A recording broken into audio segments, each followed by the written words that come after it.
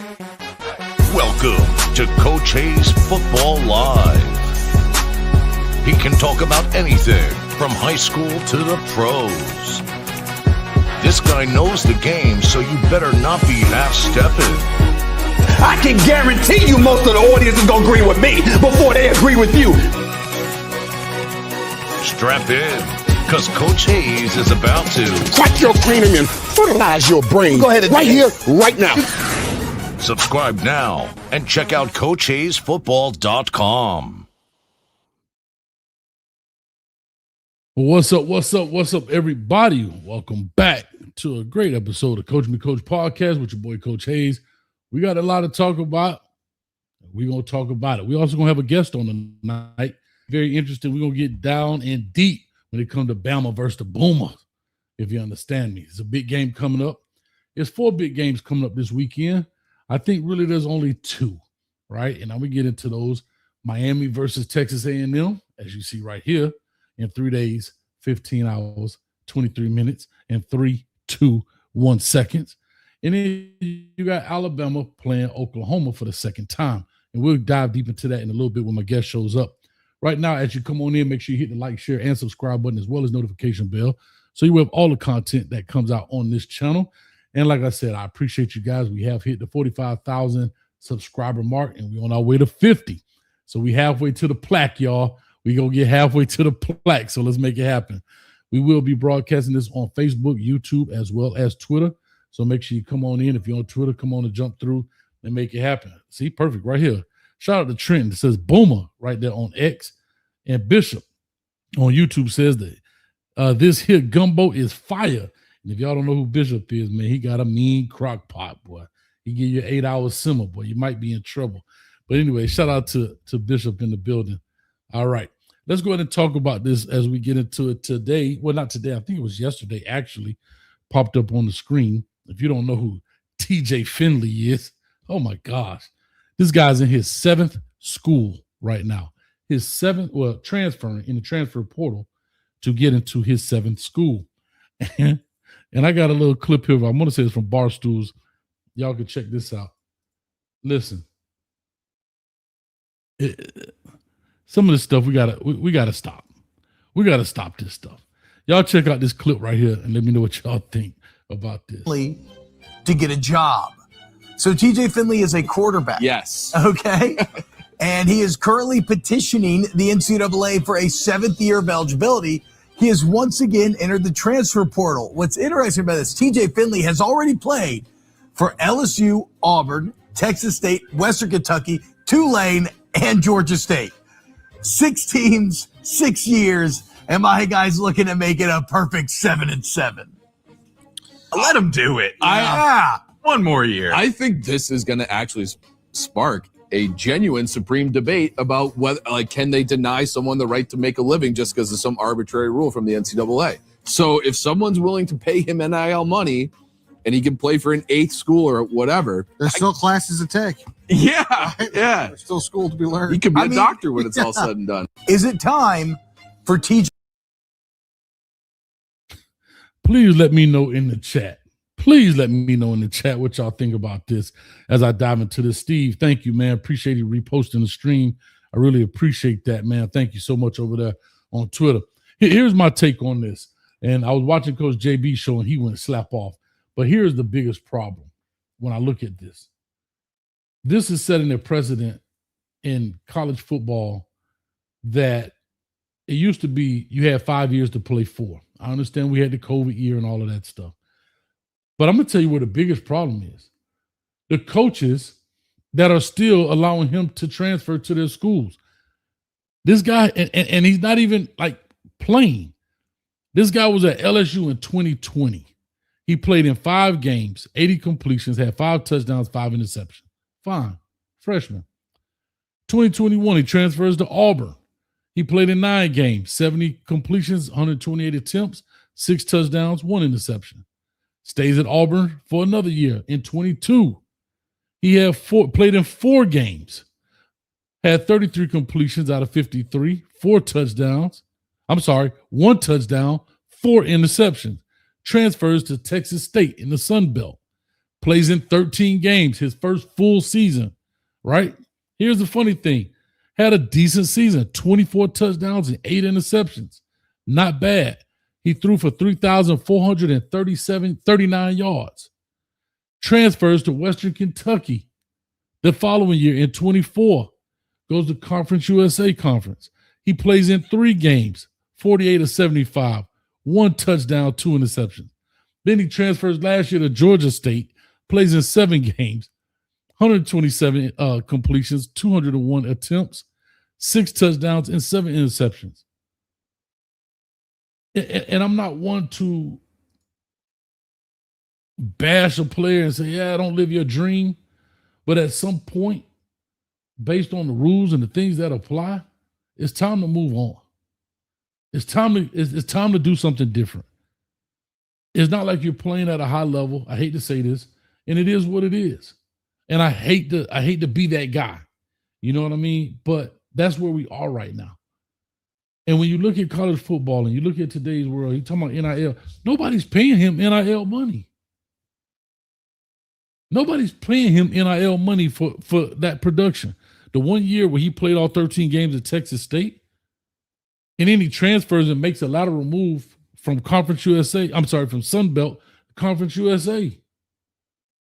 And doesn't even play there. Played in 3 games. Now, I know he had some injury battles and so forth and so on. But, I mean, at the end of the day, somewhere we have to just draw the line and say, nah, enough is enough. You got to move on. And mind you, he was at Tulane. That's the school that's missing. He was at Tulane in 2025, got out of there in 2025, and went to Georgia State in 2025. So LSU, Auburn, Texas State, Western Kentucky, Tulane, and Georgia State. This should have been my going too far segment. But I got a good one for the going too far. All right. Shout out to Black Butterfly. She said, there's a kid that knows he's not going to play at the next level. I get it. He's not even playing at this level. Right, Black Butterfly? So my thing is, bro, this is the problem right now. And the coaches that if somebody else gives them a chance, unless it's a D2 school or something like that, it's over. This is done. Sometimes you got to stop being the 40-year-old rapper.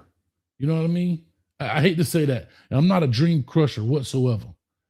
I'm not. I'm really not. I know it sounds like I am, but I'm really not.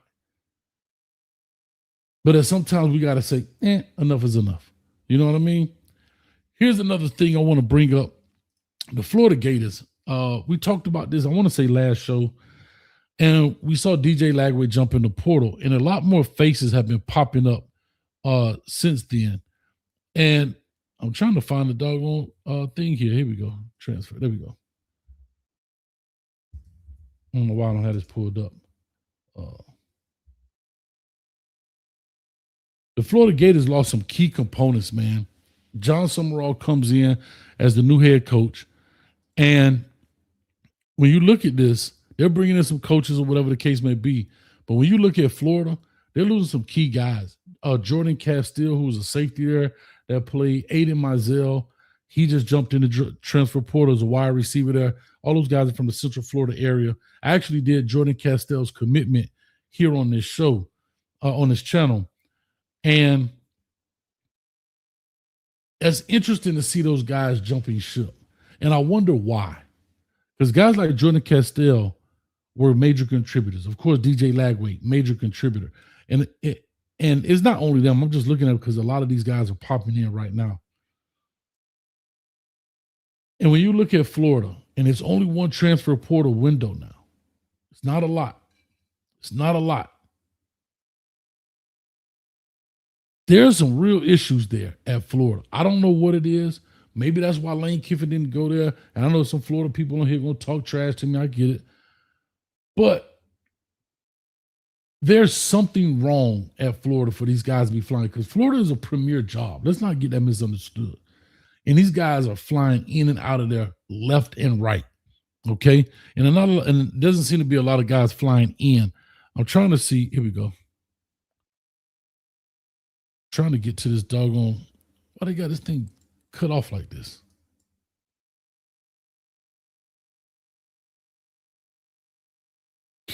It's amazing. Holy smokes. Here we go. All right, here we go. They got TJ Finley up there. That's crazy. That's crazy work. That is crazy. Okay, here we go, Florida. That's what I'm looking for.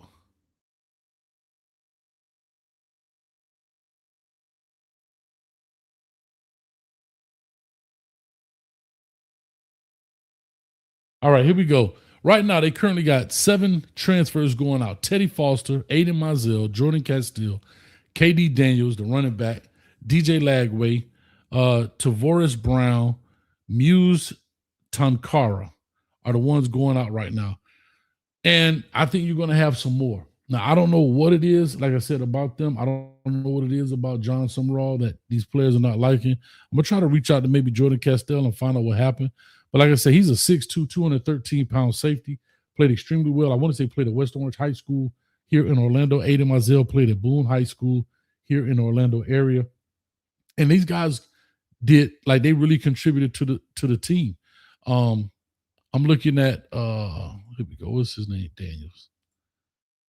I'm looking at Daniels right now. Daniels, he had 28 carries for 120 yards. He wasn't the primary, as in Ball was, but when you look at this, he was the second leading rusher on the team outside of DJ Lagway, and he's gone. So it's going to be very interesting to find out what's happening at the University of Florida. I don't know if they're going to be back. Firing G5 Billy, was it the right decision or not? Hiring another G5 guy in G5 John. We went from G5 Billy to G5 John. I don't know what John's going to do. Hopefully he can turn it around. Hopefully not. I don't know. Nor do I really care. It's Florida. But I do want to say this, that when you look at it and you look at all of the movement that's been going on with Florida, it's been so inconsistent. And what that's telling me, there's something wrong through the administrative side of this thing. It's something wrong through the administrative side, because I don't care what anybody says. It is a premier job. You can't deny that whatsoever. And they hired a guy who I thought they were going to hire, right? A guy like John Sumrall. Who is that? Oh, the guy at Tulane, when they're 2 years, did a decent job, whatever. But nothing major. I don't think they've ever had any real major hires, in my opinion, or proven truly hires. I'm going to go back. Maybe Dan Mullen, but Urban Meyer might be the latest when what he did at Utah, and then he brought over there at Florida. But other than that, I just think it's I think it's some major issues there, man. Let me check out here on the chat right quick to see what people are talking about. People say that's wild. What's up with you? What up, Coach A? Was just watching you in Hall of Fame. Jason, chop it up. Been a fan of your show for a while. Keep going, big homie. Boomer sooner, you dig? I appreciate you. Clem Curry. And so he kind of let the cat out of the bag. Hall of Fame Jason will be joining us because we're going to talk about Alabama. He is an Oklahoma Boomer sooner. But we're going to talk about Alabama-Oklahoma game coming up here this weekend, because tomorrow I got a real good guest for you. Y'all going to love this one. He's been on the show before, but y'all going to love the guest I got tomorrow coming to talk about the Miami and Texas A&M game. And we're going to dive deep into it. You guys get on the phone line with him and talk to him as well. DC Carson, time for Finley to go get them Enterprise rental cars ready. Listen, bro, because just go be a manager at Enterprise rental car, man, at the airport. And call it a day, man. You know what I'm saying? Get the homies an opportunity to get a rental car for the low. And it is what it is. Florida low-key has a messy culture with the boosters that crosses sports and state politics. You know what, Mr. Overdose, I'm glad you said that. And I think that's part of, when I say administration being an issue, I think the boosters are a big issue at the University of Florida. I think they have too much say-so. And I know it's their money. I understand that. But they're not qualified. They have gotten rich and able to donate and make power moves at Florida outside of the game, whatever their business is, whatever they've done. But it's outside the game. And that would be the equivalent to Billy Napier, trying to tell them how to run their business because he donated some money. I just think sometimes you got to be able to tell these boosters no, and the boosters have to understand boundaries. Man, I think that's the biggest problem right there. I think that's the biggest problem. And that's where ego comes in. Big bank take little bank. People with the bigger money want to take money and they think they could meet a shot caller. And it never works that way. If you're going to hire a coach to do a job, let them do the job. If you're going to hire an AD to do the job, let them do the job. You understand? And that's just what it is. You know, when you look at this sport, it takes money to win. I don't care what anybody says. But you can't let the money run your system because it will never work. The people who donate the money are not qualified to run this. They don't understand all that it takes. They just think they can buy their way, but you got to be able to run this machine. You have to hire the right CEO for the job. Just because you were a CEO of this company doesn't mean you could be a CEO of that company, right? The skill sets may be a little bit different. And again, I'm not speaking from a business perspective, but when you're talking about football and all that it takes and all the moving parts, it could be really tough. It can be extremely tough, man. Extremely tough. All right. Let me see who else we got in here. Ham. Shout out to Ham in the building. Them boys gonna follow Billy and James Madison. Is that where he's going? Is that where he's going? He's not going to James Madison. G5 Billy not going to James Madison. Nah, can't be. Can't be. Ham says, college football not too bad if you don't make it to the NFL. College football, CFL, Canadian Football League. It is not. It is not. But I don't even think he can play at the Canadian League. Y'all got to stop, bro. Like, the dude don't have the numbers. We're talking about TJ Finley, that is. Like, oh, wow, Tigers. He got hired at James Madison? You talking about the recycling. Nah, them boys ain't going to James Madison, bro. They're not going to James Madison, man.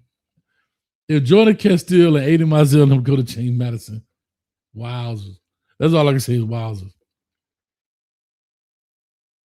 I don't think that's happening. Appreciate you, Tiger. All right. I'm going to get into my going too far right now because the guest is not supposed to come till 9. Most of y'all have seen this. Some of y'all haven't. But, bro, we all get older, right? Especially as men. There are times in which we lose stuff. Times in which you got to just let things go. There's times in when you just can't hold on to it anymore. Sometimes you got to just let things ride out. And this is what all I'm going to say. Sometime, in the words of Teddy Pendergrass, I think you better let it go. I'm going to let y'all look at this. This is a clip of T.I. And I guess he got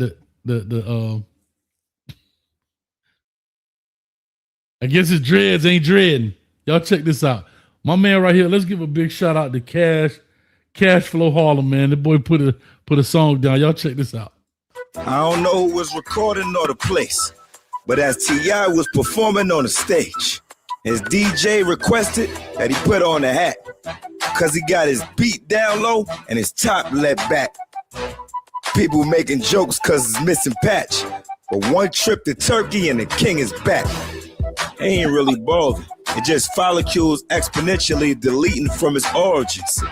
Just kidding with you. They're saying T.I. stand for thinning issues. Nah, but for real, it's all jokes, bro. On a serious note, one day we all get older and everything evolved. So thank God that he's able to age and continue to have a ball. Bro, I gotta play it one more time. I don't know who was recording or the place, but as T.I. was performing on the stage, his DJ requested that he put on a hat because he got his beat down low and his top let back. People making jokes because it's missing patch, but one trip to Turkey and the king is back. He ain't really bothered. It just follicles exponentially deleting from his origins. Just kidding with you. They're saying T.I. stand for thinning issues. Nah, but for real, it's all jokes, bro. On a serious note, one day we all get older and everything evolved. So thank God that he's able to age and continue to have a ball. Y'all didn't hear that last line. Continue to age and continue to have a bald. For the age, you continue to have a ball.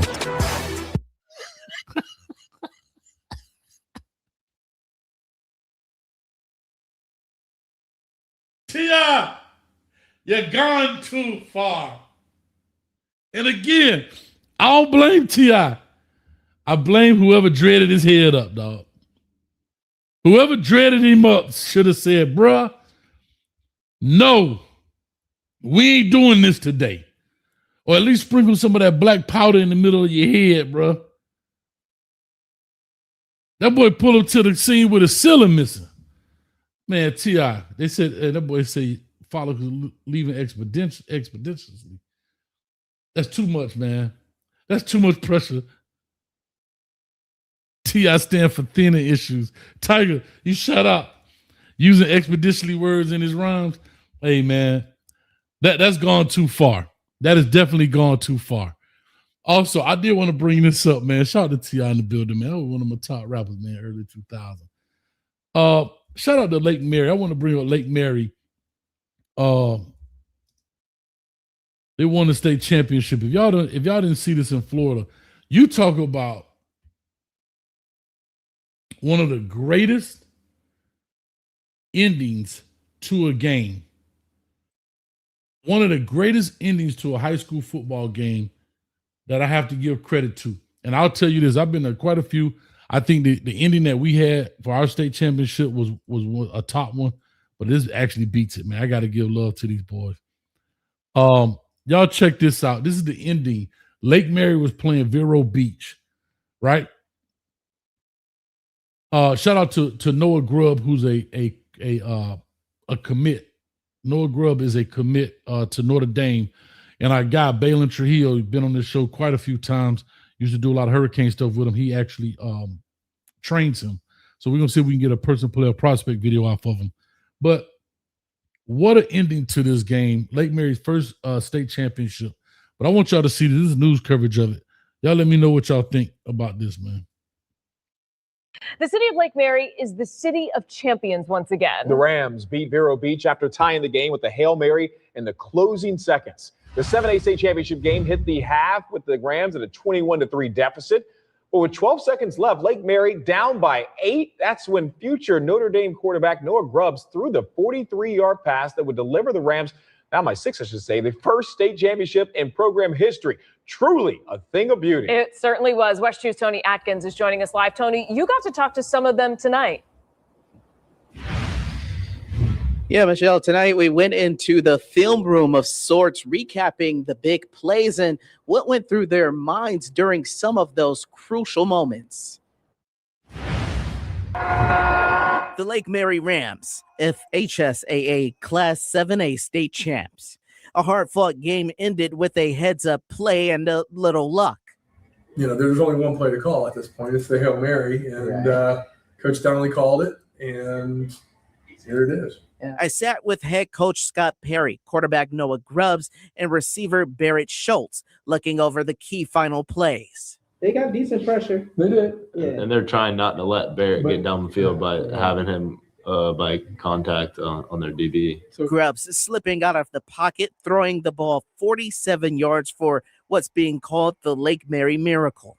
But I knew I had to buy some time, and once I got there, just throw it to the pile and just give them a chance. On the other end, Coach Perry says Schultz's run was jammed by defenders. And they hold him up, so that's why Barrett's dragging behind. So when they tip the ball back, it just so happens they tip it to the guy they were holding up. It just worked out perfect. But the play wasn't over after the catch. The game's still very much on the line. I thought he was on the 1, and I thought, okay, he's just got to just muscle on through. But he was actually at the 5, with 2 defenders working to bring him down for the win. Then He was screaming like, give me the ball, give me the ball. A handoff. Sophomore teammate TJ Brundage came to take the ball the rest of the way. I don't know. Could you have got in if TJ wasn't there? Probably not. My plan B was to throw it back towards the line of scrimmage, and hopefully someone was running downfield ready to. The miraculous throw and catch, the final high school play for these seniors, a Lake Mary, Hail Mary for the ages. If you're competitive and you really want to win. Man, that was a great Great ending right there, man. Shout out to them, man. Shout out to Smiley. She said, my little cousin won well at, shout out to West Boca. I didn't know they won. Shout out to them, Smiley.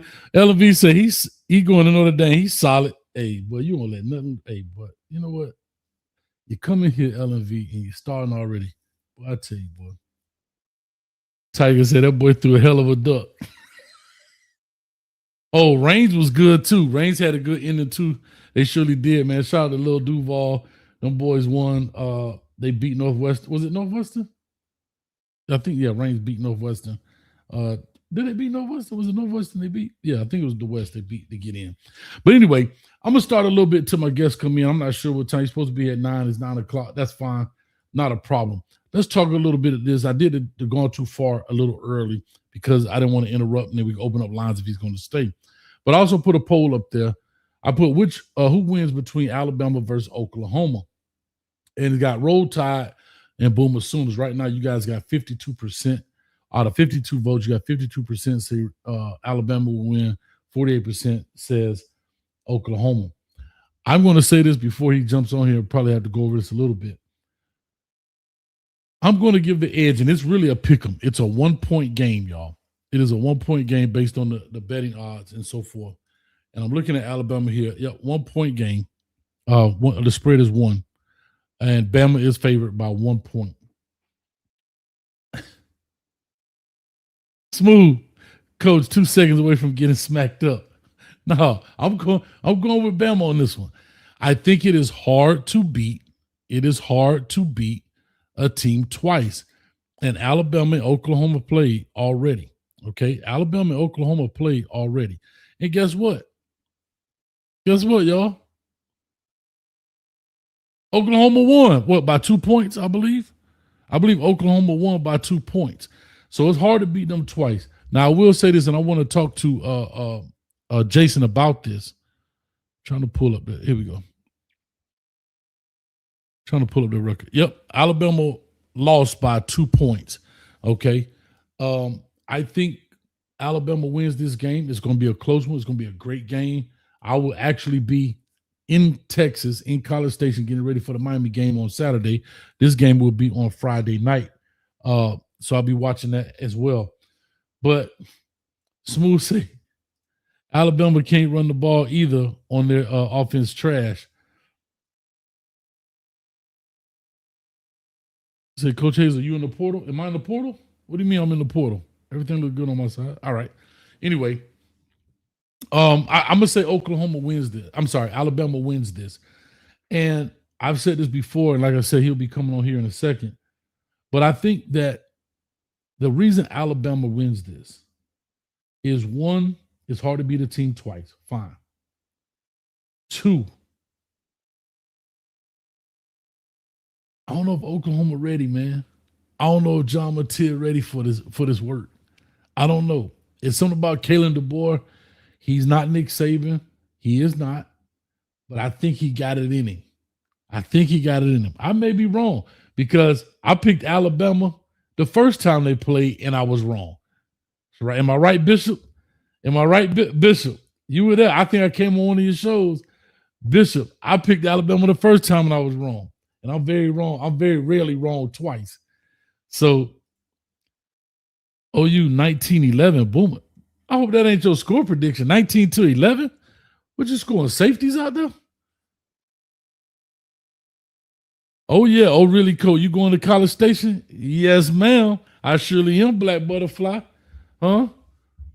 I'm getting on Please, Lord Airlines. Get me there safely. Please, Lord. Bishop, pray for me. Help me out.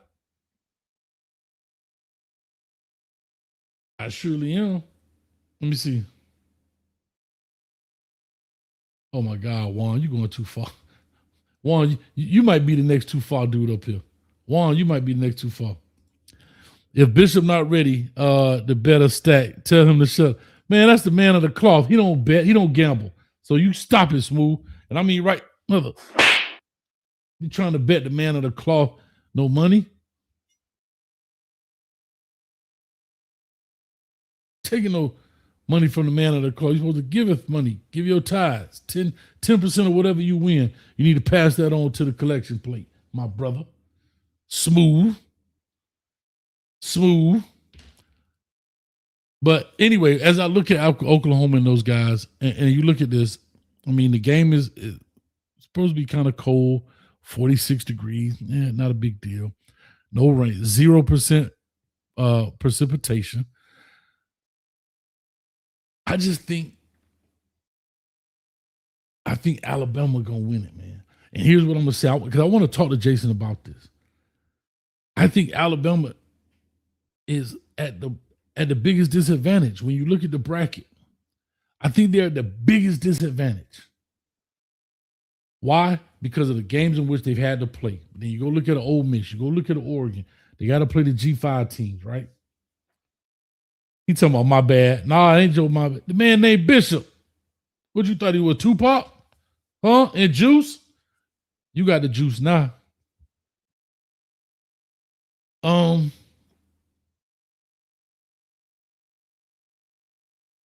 Hey, Smooth, you gonna be in College Station, Smooth? Let me know. I need to talk to you.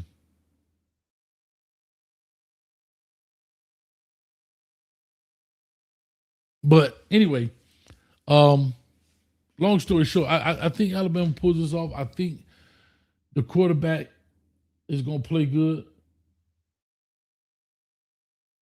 Hold on, I'm sorry. Got a lot going on here. Too much going on.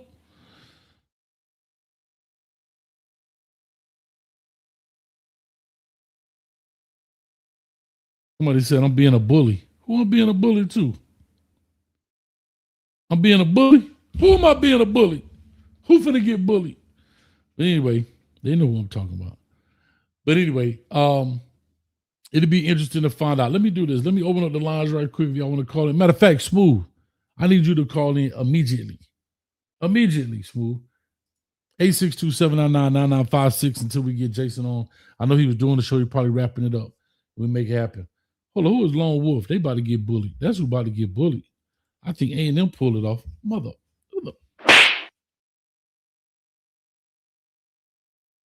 Normal guy, what's up with you?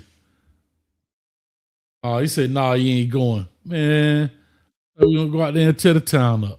Oh, anyway, let me take this off. I'm going to take this number off, man. I guess just arrived right on time. So I'm going to actually bring him on. He arrived right on time. So let me bring him up to the fray, and we're going to talk about this, man. Y'all do me a favor. We've been trying to put this together for the longest. Shout out to Bishop Newkirk, who has actually been in the backside. Oh, he just left, but I'll still introduce him as he come back on. Bishop Newkirk has been putting this in, trying to put this together for the longest, man. These guys have a great channel. They do a great job. I don't want to miss anything through the introduction, but I definitely want to clap it up for them. So y'all clap it up without further ado. Let's bring in my man, Jason, Hall of Famer. What's up, baby? Hey, man, what's up, man? How you doing, brother? Man, I'm doing good, Coach. I'm doing good. I'm glad to finally be on with you, man. And having you on the show with us earlier, man, was great. So appreciate that, man. No problem, man. Like I said, I ain't seen you in about an hour or so, so it's been a while. Yeah, hey, it's gonna be fun, man. It's we talked a little bit about the game between Miami and A&M on my show, and I guess we're gonna talk a little bit about that, and plus maybe a little bit of OU stuff here too. Didn't get a chance to really talk to you too much about Oklahoma and Alabama in this coming up game, but that's how the last part of my show was all about that and all the trash going back and forth between Bama fans and Oklahoma fans. The blue blood stuff is it is what it is. Well, here's the thing. I don't know. I mean, I think we're friends, but I don't know what you heard prior to. But I said Bishop had me on the show. I forget. I want to say it was the piano. What's the guy's name? Piano Man. Talk to me. Piano Man. I want to say piano guy. Piano Man. I was on there a while back when you guys were getting ready to play Oklahoma the first time. Or Oklahoma was getting ready to play Alabama, and I chose Alabama. I was wrong, right? Slap myself, right? But I'm back again. And I'm still saying Alabama. And here's why. Ooh. So let's dance. Here's why I'm saying as you know, I know it's hard to beat somebody twice, and the score was what, 23-21, somewhere in there, 23-21. In their house, though. In their house. So here's what I'm gonna say, and then, like I said, the floor is yours. Please educate us, for all of the people that's coming in that want to learn about the Boomer Sooners, and then we can talk. Alabama is not the Alabama that people think of. I understand that, right? Kalen DeBoer has some huge shoes to fill, but I thought he's done a decent job with what he's had and what he's doing. But you can clearly see that Alabama is not the same Bama for the past 15 years, right? I think, is that fair to say? Yeah, no doubt. But they still got a gang of talent. They got a lot of things. Kalen DeBoer is a seasoned coach, been around for a long time.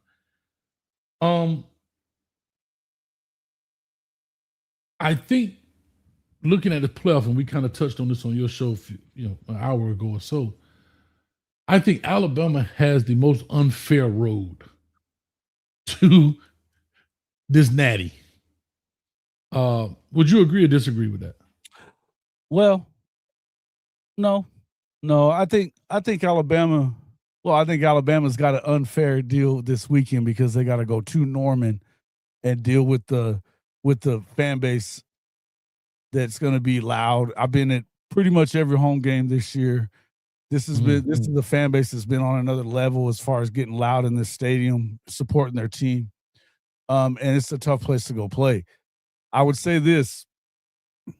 The difference in Oklahoma and Alabama right now in with Kalen DeBoer as their head coach, and I said this a little while ago, what I like about Oklahoma is it's not a question as to which team is the most physical. It's not even close. The most physical football team is wearing crimson and cream. It's Oklahoma. They out-physicaled them last year when they played them in Norman and won 24-3, and then they out-physicaled them again in Tuscaloosa. I was there for that one too, in their house too. I think that the difference between Bama with Saban and the difference in Bama with Kalen DeBoer is physicality. It ain't the same. These offensive-minded coaches that spread it out and throw the ball around and will not commit to the run, and we have not seen Alabama commit to the run. Fair enough. Physicality. Fair enough. Fair enough. No, well, listen, it's funny you say that because I've always said when you look at defensive-minded coaches, you look at the Georges and the Kirby Smart, you look at the Brent Venables at Oklahoma, you look at the defensive-minded guy, Nick Saban's Bama's teams, you can see the physicality because that's the mindset. Most offensive guys are finesses, right? They don't want to wear overalls to work. They want to wear a suit. You know what I'm saying? They want to wear a suit to work. They want to be pretty. They want to have cufflinks, right?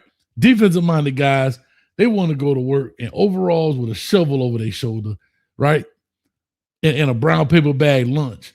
Well, that's how I look at it. Offensive-minded coaches, they want to go to lunch at Chez Cordon La Bleu, you know what I mean? And drink like this with their pinky up. So to your point, I agree. But back to what I was really saying. They're running some tricky plays. They're running trick plays to be able to keep their offense going. Their two of their scores were on trick plays. They're not. It's just not the same. They're not running look. If you look at what they look like, they stopped running the ball against Georgia, in a game that you got to be more physical. They didn't do it. They stopped doing it. I think they had 12 or 13 attempts. Georgia won that game handily and easily because they ran the ball 41 times. They didn't put Gunnar Stockton in a situation where he had to beat you with his arm. He threw 26 passes. He was 20 of 26. No interceptions. He did throw the 3 touchdowns, but it wasn't just because of that. They were running the shit out of the football. Right. And they're going to – the one thing that I got to worry about with Oklahoma is they haven't run the ball great for a lot of the year, but when they do commit to it with their running backs, they've done well with it. You got multiple backs that have had 100-yard games in the second half of the season, by the way. We haven't seen much of that coming from Oklahoma or from Alabama. And I mean, to that extent, They had to go away from their running back game in the SEC championship, and they got Ty Simpson banged up doing it. And so to me, Ty Simpson was a lot healthier going into that game than I think he is coming into this one. I'm not saying that this is. I think that this is one of those games that it very easily could go the other way, but you got to come to Norman and deal with this. And we know that they couldn't do it last year, and you couldn't beat Oklahoma in your house this year. So you're going to tell me that we're just supposed to automatically believe that because you're Bama and because you got people saying dumb shit like Bama's everybody's Super Bowl all the time? Come on, man. We're not gonna talk about stuff like that. Get out of here. Nobody is Oklahoma's Super Bowl. Oklahoma, it ain't gonna be nobody's Super Bowl. It's gonna be Oklahoma's Super Bowl unless they're playing in the damn Super Bowl. So here, hold on, Jay. Let me ask you this. I just gotta ask you this. Because like you said, Ty Simpson got banged up in which game? In the Georgia game, right? And that's we didn't get a chance to dive into it. And I don't know how much time you have. Just let me know, please. I got plenty of time, man. As long as you want me, I'm here. All right, we rolling there. Let's ride. But here's what I'm asking. When I talked about the unfair advantage, and we didn't get a chance to dive into this when I was on your channel hour ago. But we were talking about these conference championship games. And that's where I said Alabama, in my opinion, got the unfair deal was as well as Georgia. However, they get a bye week. But Alabama goes and plays an additional game where the likelihood of more players getting beat up instead of healing happens, right? And this has had nothing to do with Oklahoma, what I'm saying. I'm just talking about the way in which things went. Then you come back now and you have to play. But you got to go play Oklahoma when an Ole Miss who sat out, they come back and play Tulane. Oregon, who didn't play conference, sits out and has to play a JMU. And this is where the falsehood, in my opinion, of the quote-unquote bye week is Georgia didn't get a bye week. In essence, they got one this week.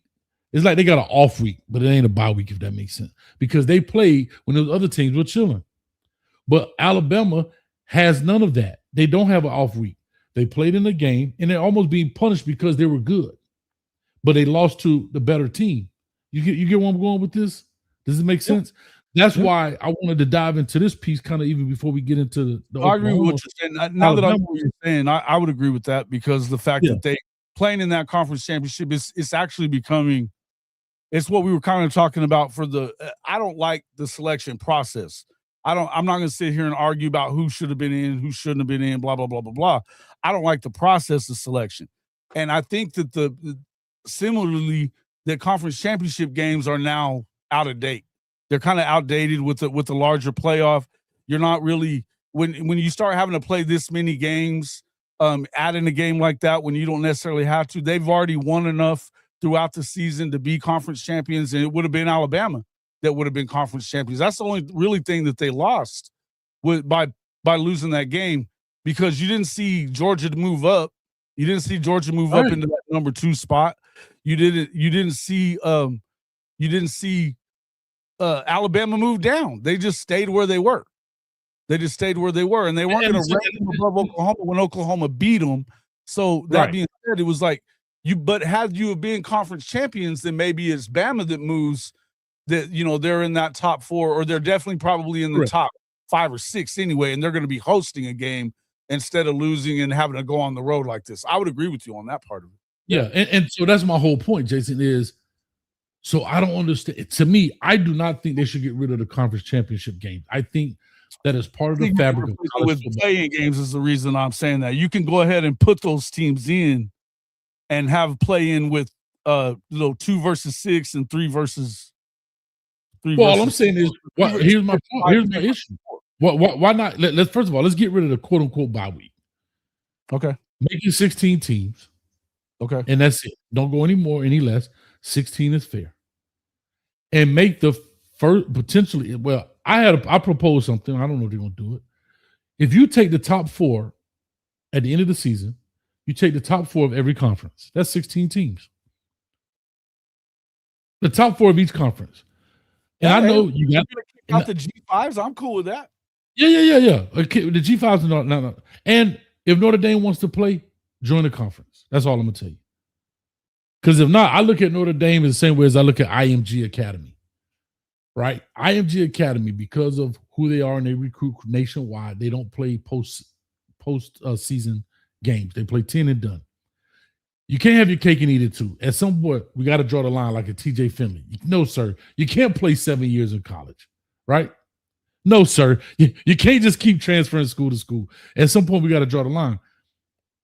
Because Notre Dame plays a pseudo conference. I'm not going to get into that. We can talk about that later. But if you take the top 4 of each conference, I think there's only one team that is not in this current playoff that will be in the top 4 of each conference right now. And I think that's Duke. If you look at it as they stand today. As they stand today. So the very first round, you play 1 versus 4 per conference, right? Now, number 1 in ACC versus number 4 in ACC, SEC, Big 10, Big 12. The second round is championship week. It's conference. It's like chip week. It's in the playoffs.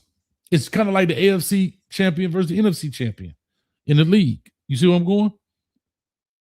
It's built into it. Therefore, you don't have to eliminate it. And then you kind of randomize ACC versus Big 10 this year, SEC versus Big 12. The next year, ACC versus Big 12. You randomize so you're not always playing the same 2 conferences every year.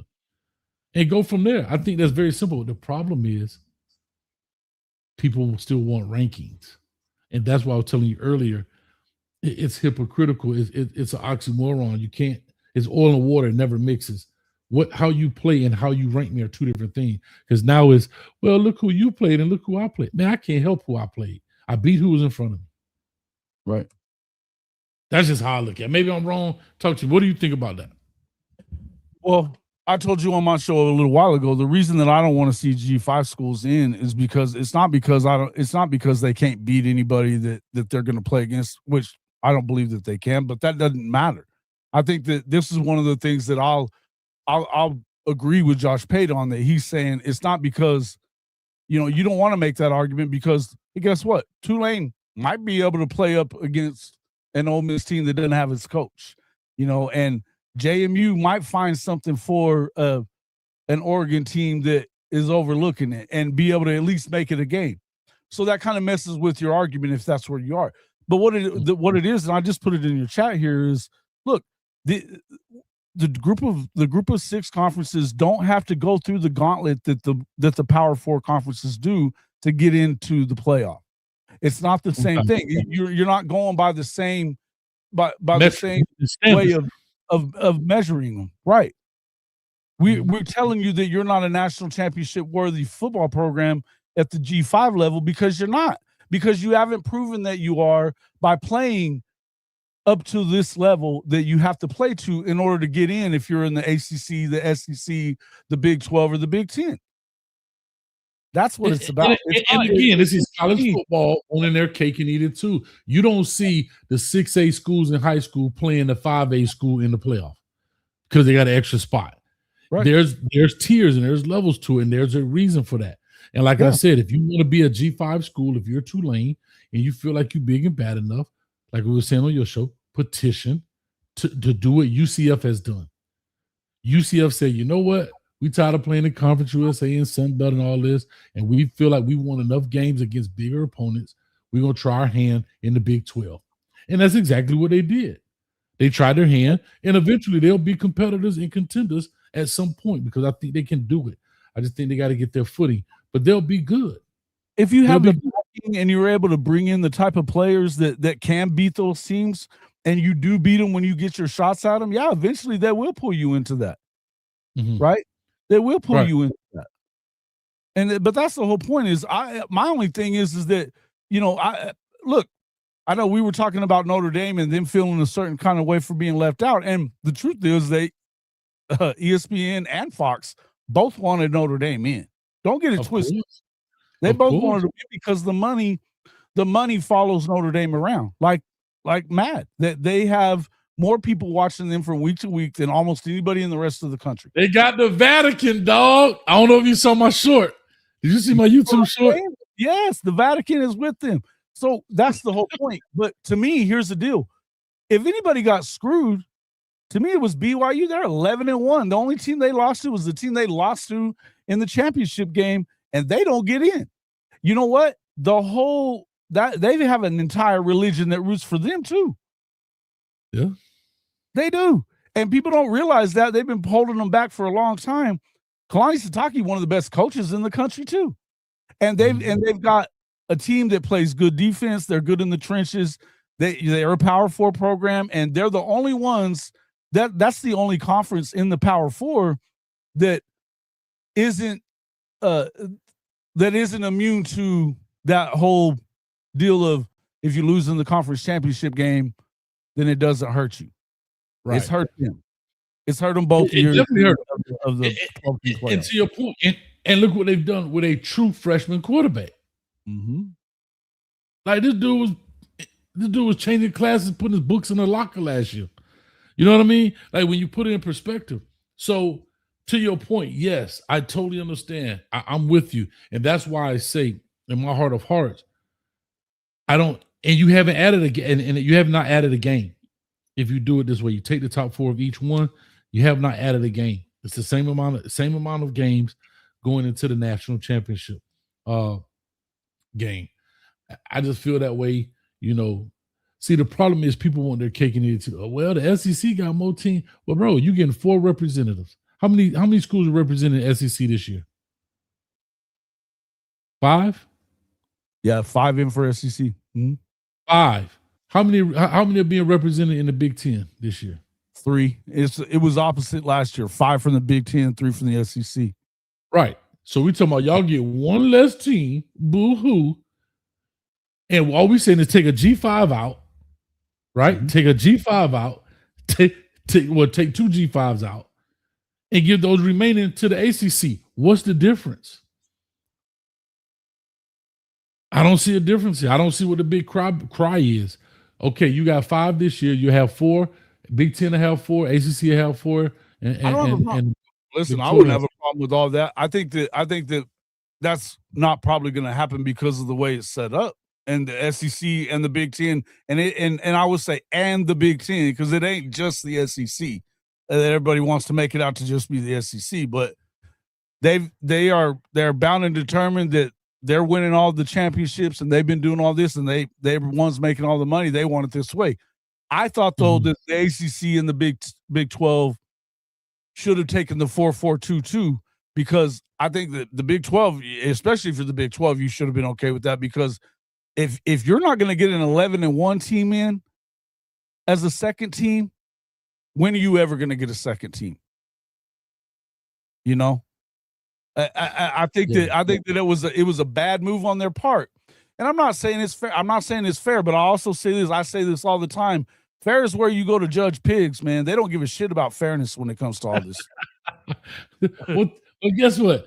10,000%. I mean, touche when you say that, because it is not about fairness. And I will say for my Canes right quick before we get back to Oklahoma, shout out to, and I wanted to say this on your show as well, but shout out to the Canes fan base. I think the Canes fan base stood up, showed out, knew the assignment, mission accomplished, because if they didn't, they were prepared. They were prepared to put Notre Dame in, but the light got so bright, the noise got so loud, it's almost like everybody's pointing at you like, "Oh, he's stealing," and you're like, "Not me," and you put it down. You know what I mean? You were prepared to do the wrong thing. You know, and it's like this, and you got the phone. You like, "Oh, he's stealing." No, I'm not. I'm not stealing. I was just looking at it. The narrative about they had to be next to each other for them to like talk about them as comparative teams. They have the same record. This was going on for weeks. Same record against basically a lot of the same teams, same record, and you got a head-to-head, and you're not going to compare them together unless they're ranked right next to each other? What the hell is that? I've never heard of it before. You'll probably never hear of it again because it didn't work. It was bullshit, and that's what I want to take it out of the hands of people like Hunter Yurachek and his clan. What the hell was he doing?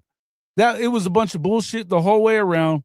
I think Cole Kublik said it best, is like, look, anything you can do to keep it from being, if you're telling us, at least if Juracek would have said, you know what, and I'm going to tell you that I still believe that head-to-head has to matter.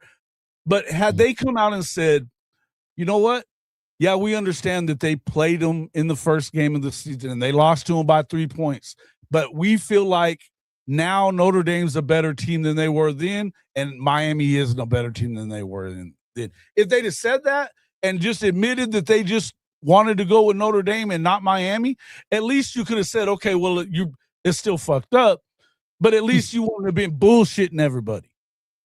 Well, but that's the thing, though. You can't admit, right? You got to double down because now you're basically going against the rules in which you wrote.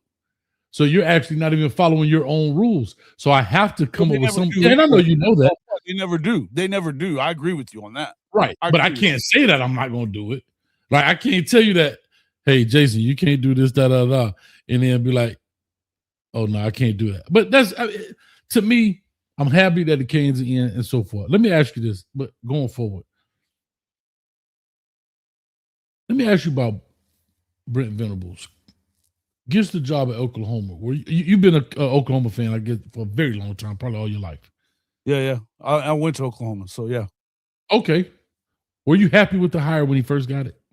Was he the guy, like, were you ecstatic, like, yes? Well, I mean, I wasn't positive that it was the right move, but it was shaping up to be, he was either going to be him or Dan Lanning. And I think that when it comes to defenses and the defenses that we've seen Brent Venables build, not just at Clemson, but also at Oklahoma in the past, I thought it made sense to me. It definitely made sense to me. Now it's taken some time for him to get where we had hoped that he would get a little quicker, because as you know, at places like Oklahoma and Miami, the patience is not a virtue that we have in abundance, I would say, as far as being fans of these programs. We expect it now. We expect it yesterday. But the truth be told was Lincoln Riley left a shell of the team that he was left at Oklahoma for Brent to deal with and to bring into to mold into his own program. I think that right now they're in good shape. I think they need to be better offensively. And, part of that is gonna require him to get more involved in what's going on the offensive side of the ball, I think. But I think that he's built this team in his image, and they are physicality and believing in what they're doing. I don't think that this defense believes you can put them in a bad position. And the reason I'm bringing that up, because he's in year 4, right? And we know everything has been sped up, right? It used to be 5 years to get your guys in. Well, of course, we know that's not true anymore. Transfer portal, NIL, all that good stuff. And when I look at it, like I said, first year you go 6 and 7. All right, that's your excuse year. That's your, get your feet wet year.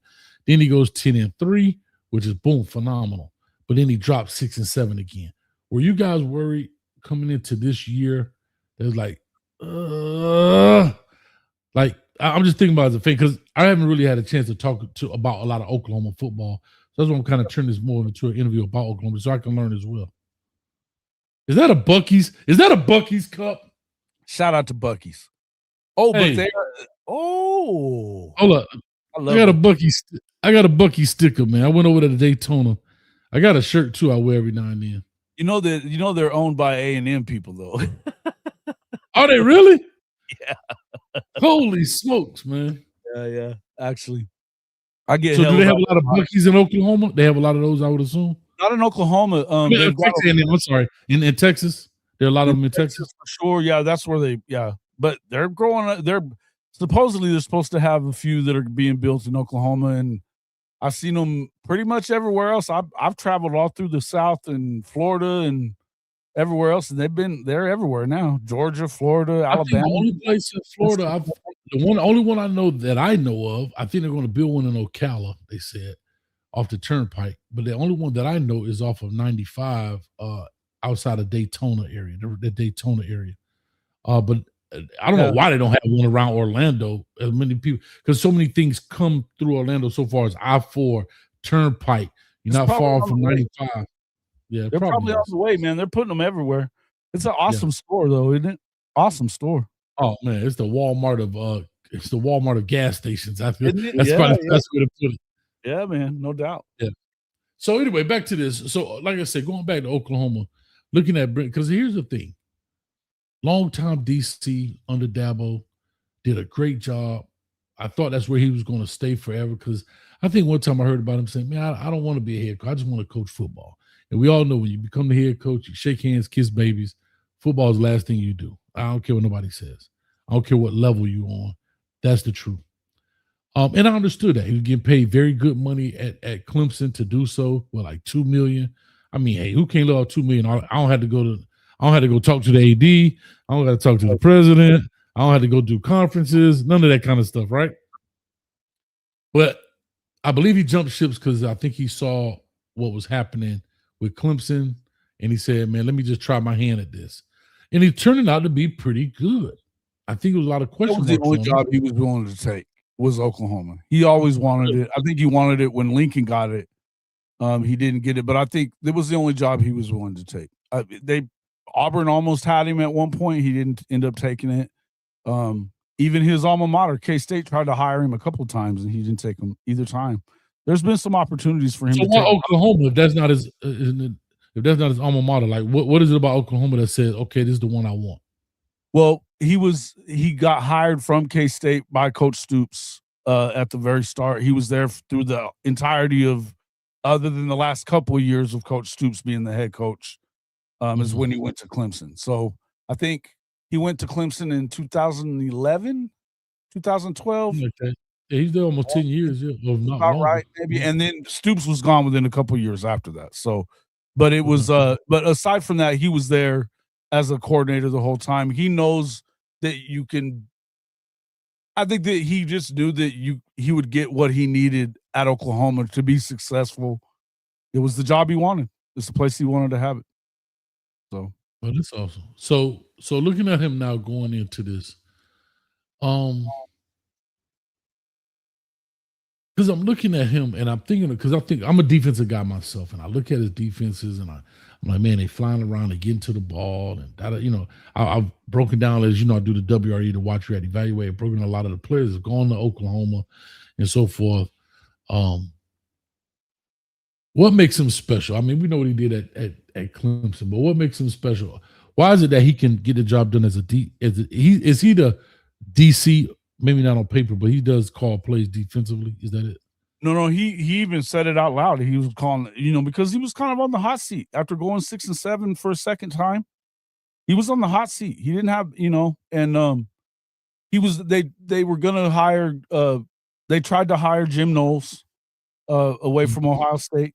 He ended up at Penn State, and but I think when that didn't work out, he just said, you know what? If I'm gonna go out, I'm gonna go out on my own, on my shield. I'm gonna do it myself. And I've always been under the gun. He's always been. His line was that he's been coaching for his job his entire career. It ain't no different now, but he trusts himself. And I think that he was the right thing. I think he's the best defensive mind in the country. Period.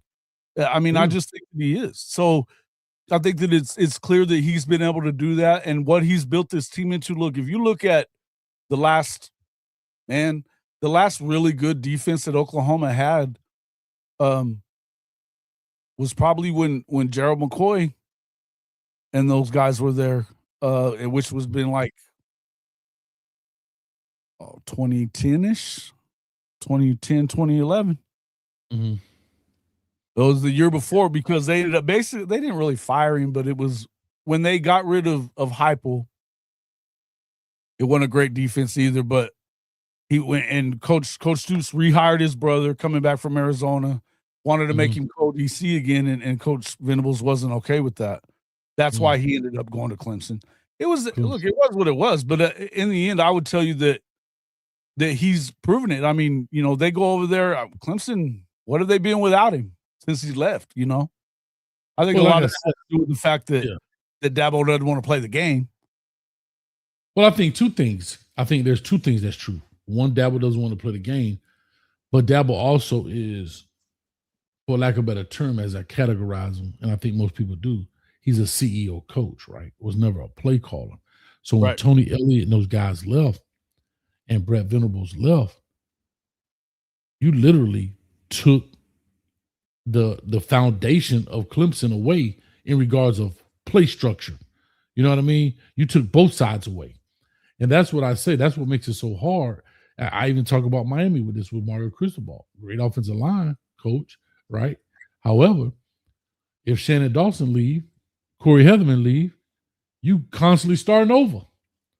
But if you go look at the Josh Heupel, the Lincoln Riley, all of these, Dan Lanning, Kirby Smart, Nick Saban, only half of the side of the ball, like half of your side is going to start over. But you have what you want. With Brent Venables, his defense is going to be his defense, regardless of what they do on the offensive side. But when you got to do both sides, it's complete chaos. You understand what I'm saying? It's complete chaos. And it makes it tough. Man, we got 242 people in the building. I appreciate y'all, man. We got 122 on Twitter. We got 81 on Coach Hayes and 41 on Hall of Fame football, man. We rocking and rolling. Make sure you hit the like, share, subscribe button on both channels because we simulcasting there as well. So make sure y'all do that as well. If you don't mind, man, I'm opening the phone line. We could take a few of them in and we could talk about this, what people may want to do. Because like I said, we want to also make sure that, you know, people give love. We talked about this on the show earlier. This ain't easy, man. This man was just on his show. I was just on his show. Now he on my show. And I'm doing my show. And here go the funny thing. Tell him, Jason, when did you hit me up? A couple of hours beforehand. Yeah.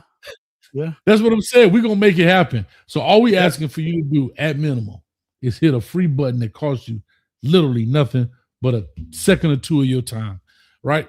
And so let me open up the phone. 5,000 subs on my channel, man. We'd be so glad to get it soon. Say it again. We're right on the verge of 5,000 subs on my channel. About 100. How many? 130 away from 5,000. So man, let's get the man 130. It was 237 in the building. Come on, y'all stop playing. Let me try the phone number up here, 862-799-9956. We'll take a few phone calls in here for the night. We already been on here for an hour. We're going to work for a little bit. Like I said, I'm not going to hold them long. And then we're going to have a great show up in here as well.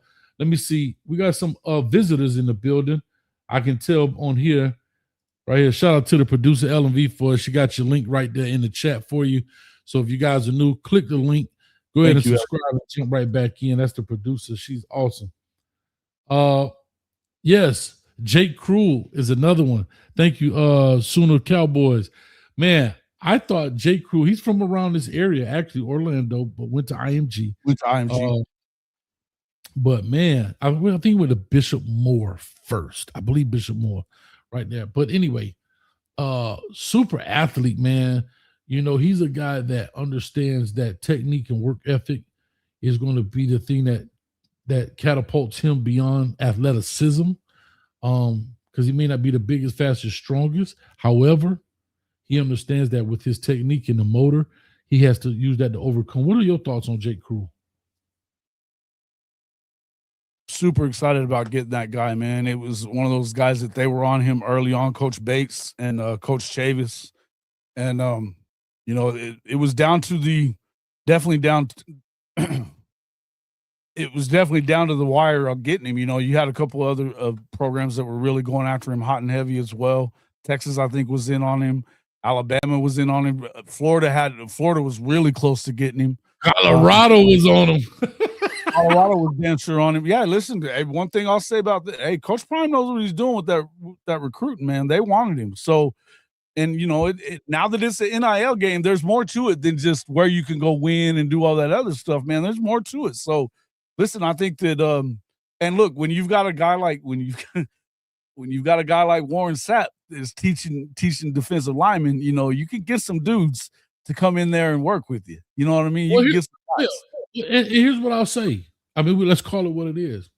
The young man, Jake Cruel, has a social media presence. Yeah. He's got quite a few subscribers. And I think he and his dad understood the long game, right? There are a lot of guys who play this game as a path to venture into other things, right? There are a lot of quarterbacks that are playing this game today so there could be a talking head tomorrow, if that makes sense. I actually said this as a defensive end. I know this is going to sound crazy. That's one of the very few, I know I'm going to sound really hypocritical when I say that, but one of the very few positions where you could truly be a loner, almost like cornerback, right? Yeah, you got to work with your safety, but you could be very individualized there and be a killer, Myles Garrett, on a bad team, right? And I thought Colorado would embrace the social media presence he had, because a lot of coaches, and I don't know this about Brett Venable, maybe you can educate me, a lot of coaches kind of shun away from that because they don't like that camera always spotlighting everything they do. You know what I mean? We want to live in the shadows sometimes. And I don't know if he still does his channel or not. I don't know. I was just saying, I thought that the Coach Prime thing would embrace what he does, because I know, I'll say this, I'll leave some schools nameless. They didn't like what he did from a social media perspective because they felt like that's where his focus was and not the game. Whatever, man. He's technically sound. He's at IMG where they eat and breathe football. You know what I mean? It's pretty wild. But no, you know what? I think a lot of it, you've got two IMG guys that were already there, and David Stone and you know, I know you got recruiting Stoney and Jaden Jackson a couple years ago, you know, coming in. So those guys, you know, they already knew him from there as well. I think that the fact that Coach Bates and Coach Chavis, you know, Todd Bates, he's a Bama guy, played in the NFL himself. He was able to bring in one of the best defensive line classes in history at Clemson in 2020. You know, that was one of the, they all ended up in the first round. You know, all those guys end up in the first round. This guy has put dudes in there. It's something that I think has a lot to do with it as well. So yeah, you got to play the long game if you're them. But as far as the social media stuff, you know, Oklahoma's one of the programs that's in with Learfield now. So they're doing a lot of work with them to help with their NIL stuff and getting them pushed into doing podcasts and doing stuff like that, content and all that kind of stuff. They've got there's a player driven show, the Red Dirt Media, that's been going on for 3 years, you know, at least 3 years. It may even be 4, but for sure 3 years that I know of. Sure. So that's something that, I think that early on, Coach Levy was really instrumental in that and allowing them to kind of do some of this stuff with the NIL, where Coach Venables didn't really want much to do with it. I think he was kind of taking the same tact as Dabo Swinney was at first, but he realized real quick that, you know, at Oklahoma, there was the people that matter and the powers that be. You know, they're like, no, we're gonna pay, and we gotta pay in order to be able to compete. So he's allowed I think that he's allowed people to do their jobs in that part of it. And going to getting a guy like Jim Nagy, who ran the Senior Bowl as your GM, you know, was a huge move on that part as well. I think that has a lot to do with it too. 100%. I'll just say this real quick before we get a Black Butterfly. We got Poole on the line. One of the key elements of being a good head coach, and I'm gonna get this from Coach Nick Saban, is that you don't know what you don't know. And when you don't know, you got to put the right people in place, right? Some things that nag you as a person may still be good for the team, and you have to know that. It may be a pet peeve to you, but it's still good for the team. You know what I mean? Like, there's some coaches that hate chants, you know, right?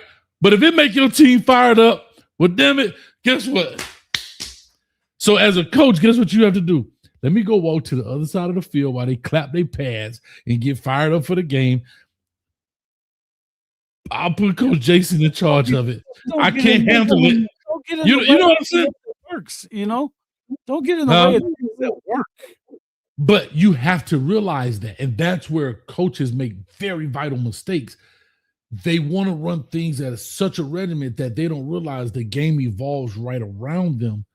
And yeah, you did that in the 80s and the 90s and maybe the early 2000s, but now, you know, songs are shorter. Life is changing. Think about it. Rap songs are 2 minutes long. We used to get almost like an essay. You had an intro rap verse, you had the 3 bodies, and a conclusion rap verse. Now it's Boy, I mean that song over. Like, huh? Back in my day, we just getting started. But anyway, I'm saying all that to say that, to your point, to Brett Venables' point as well, if he identified what he didn't know and put the maybe right people in charge to do that. That's really what I'm trying to get to. Let me get to the phone line. Maybe we're gonna take a few calls if you got questions for Jason, Hall of Fame media. Y'all check it out. Black Butterfly in the building. Talk to us. Hey, Coach, and welcome to the podcast, to Coach Hayes' podcast, Jason. Thank you. Jason, right? Yeah, Jason. Thank you. Okay. All righty. Coach, I have a question for you. If we can pause a bit for Oklahoma and Bama. I got a question in regards to Miami and Texas A&M. Okay. What was the toughest game that Miami had this season? The toughest game Miami had this season? I mean, on the surface, you want to say Notre Dame when you look at the ranking and who they are. On the surface, I would say no. Play quality game. The toughest game that was physical and everything. What was the toughest game? Quarterback was on point. The defense was very, very physical. What game was that? Black Butterfly. Talk to me, girl. What you doing here? I love it. Miami's toughest game. Are you meaning like they had to compete or they played like a well-oiled machine? I'm a little confused. They had to compete. What game was that? Ooh. They had to compete because the other team was giving them hell. So what team was that? What game was that? Did we have to come out with a win or a loss? I would say SMU. We lost. No, I'm asking. Which one? I mean, our two losses were our toughest games. I would assume our toughest games were our two losses. We didn't come out on top. Okay, that answered my question because that was going to be my next question. How did y'all do? Yeah, I would say so based on your criteria.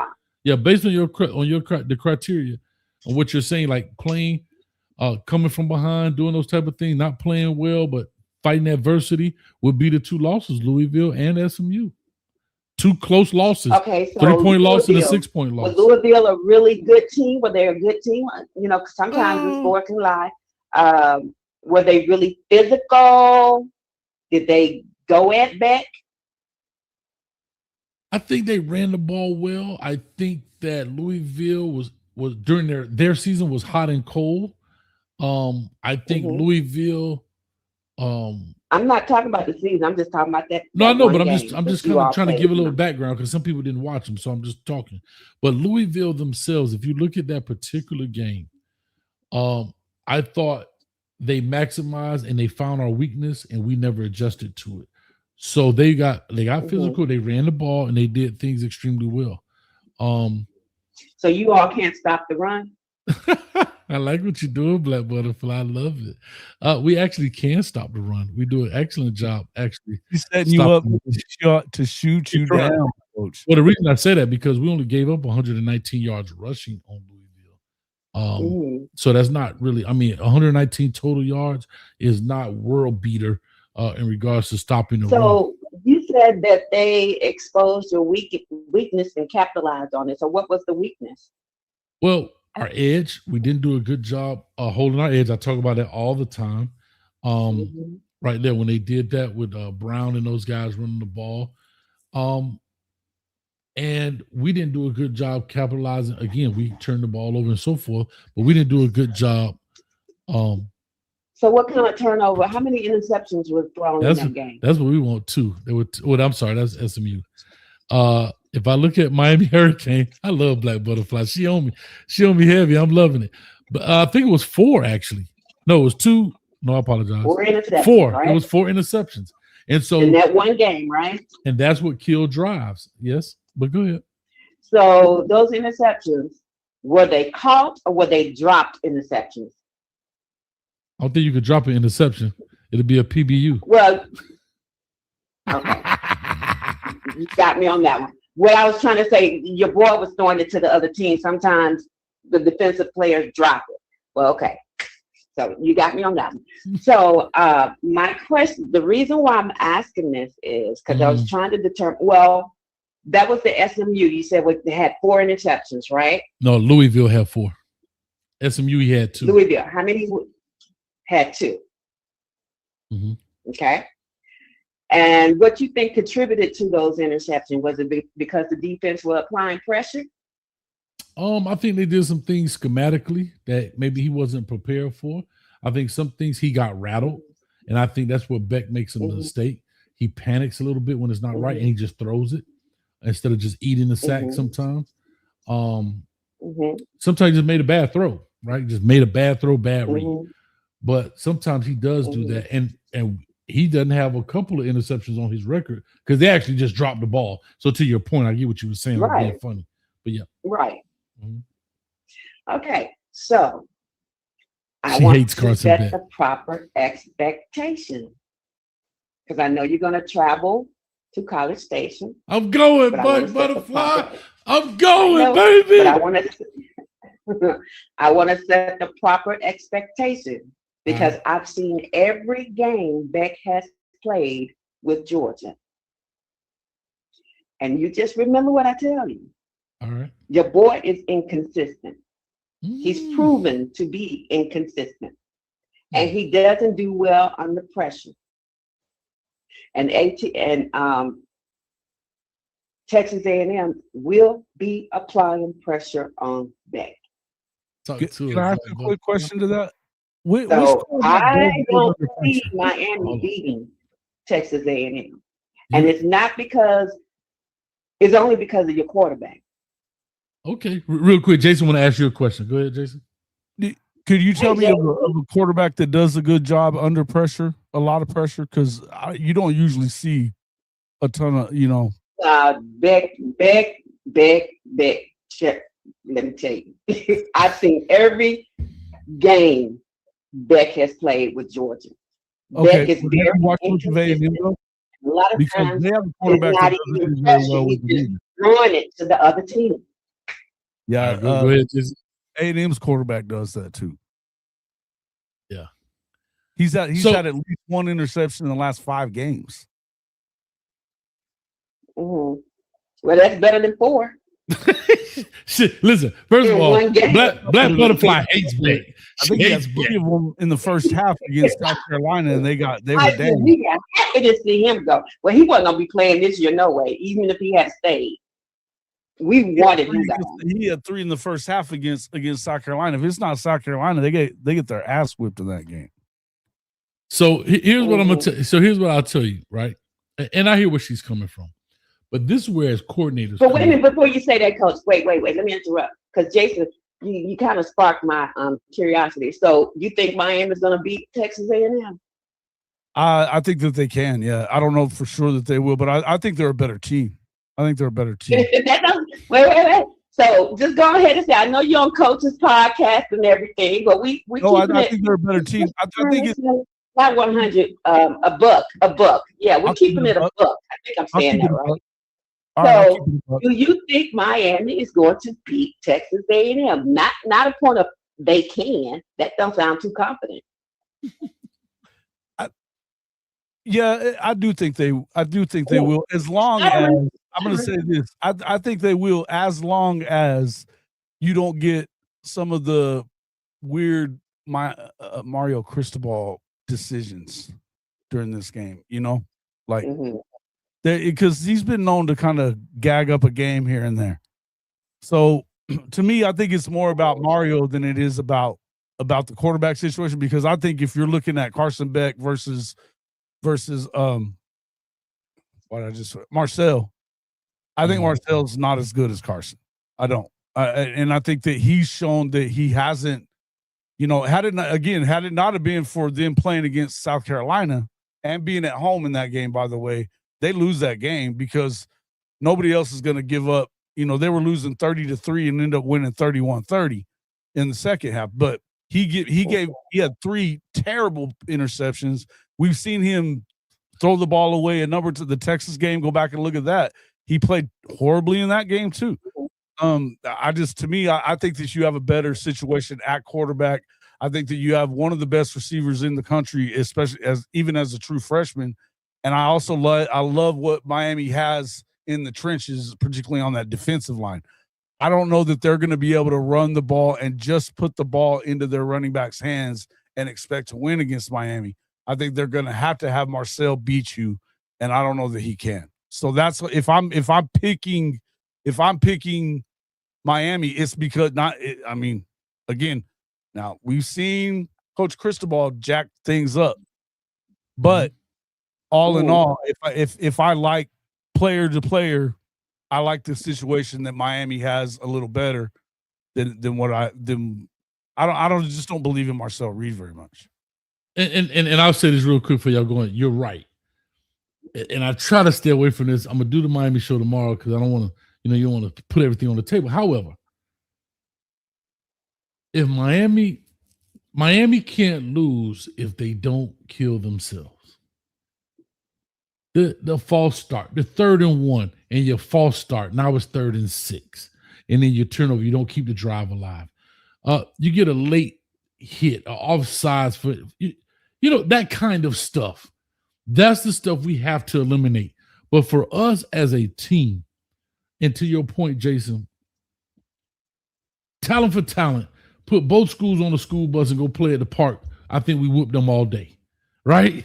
But when you put the people with the headsets on the sideline that's making decisions and who's in charge of the puppets and the puppeteers are making the decisions, then it creates a different variable. And I think that's the problem. So let me ask you this, because I'm interrupting. Please forgive me.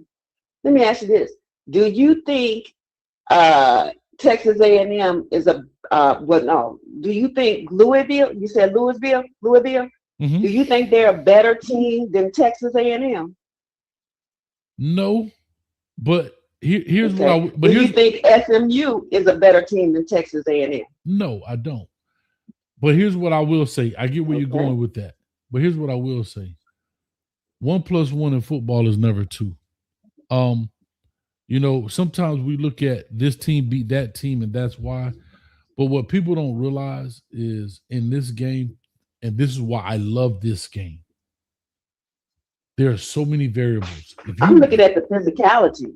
No, I get it. And Texas A&M is more physical than Miami. Right, but they didn't. I feel like Texas A&M is better battle tested than Miami.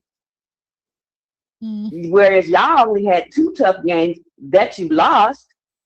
The 2 toughest games you had, you lost to them. Whereas Texas A&M has had several tough games.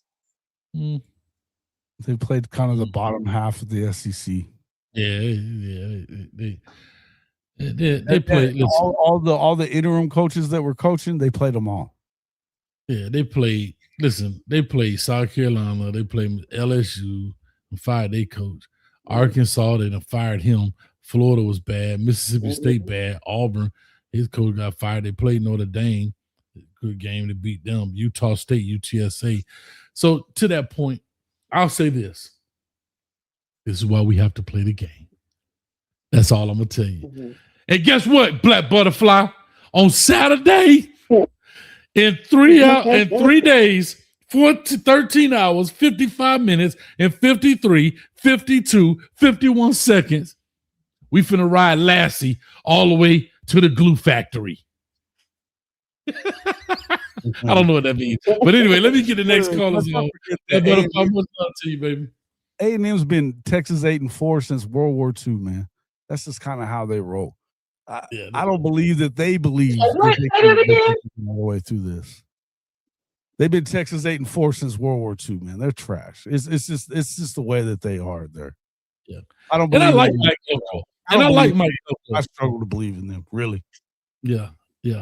All right, let me get the next call in, Black Butterfly. Oh man.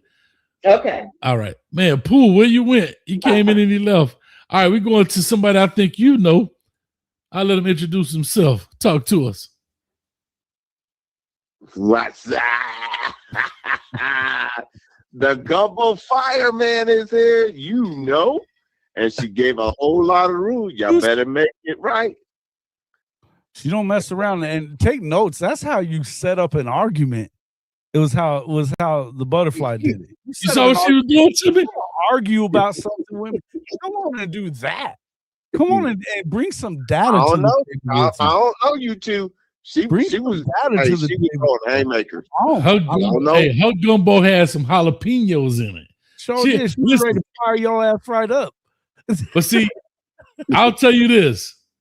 Me and Black Butterfly, we go way back like 4 flats on a Cadillac. We're in a Kingo to the back. Here's what I'm going to tell you. I know that she hates Carson Beck. So because I knew where those questions were going. But I have to give her credit. To the average man, she will eat them up. But she's messing with a juggernaut right here because I know her. I know thy enemy. Listen, but not really. To just say that Carson Beck was trash and all that. It wouldn't have done her any good to come in here and say that she came in and brought something to the fight. She brought a weapon with her instead of just walking in to a gunfight with a knife. Listen, I loved it. I was like, she finna start cooking. I could feel it because when she started, that's why I said Black Butterfly. I like this. I said, yeah, she cooking, and I like it because she actually had me on off guard because I wasn't sure when she said, "What was your toughest game?" My mind wants to say, "Okay, Notre Dame," but what do you mean? And I wanted to say, well, the toughest game, but we actually lost those games with Louisville, SMU. When you look at them in totality, shout out to Black Butterfly, man. She be keeping us on our toes in the Discord as well. But Bishop, talk to us, man. I know you're a boomer sooner. Hey, all I know is you better Oklahoma and Bama better be ready to fight in our phone booth because that's what type of game it's going to be. And all the talk is going to be done. The bottom line is when it gets down to it, it's going to have 2 strong defense where the offense has to pass their final grade. Period, point blank. Well, damn it, that makes me worried there, Bishop. If we putting this on the Oklahoma offense, then we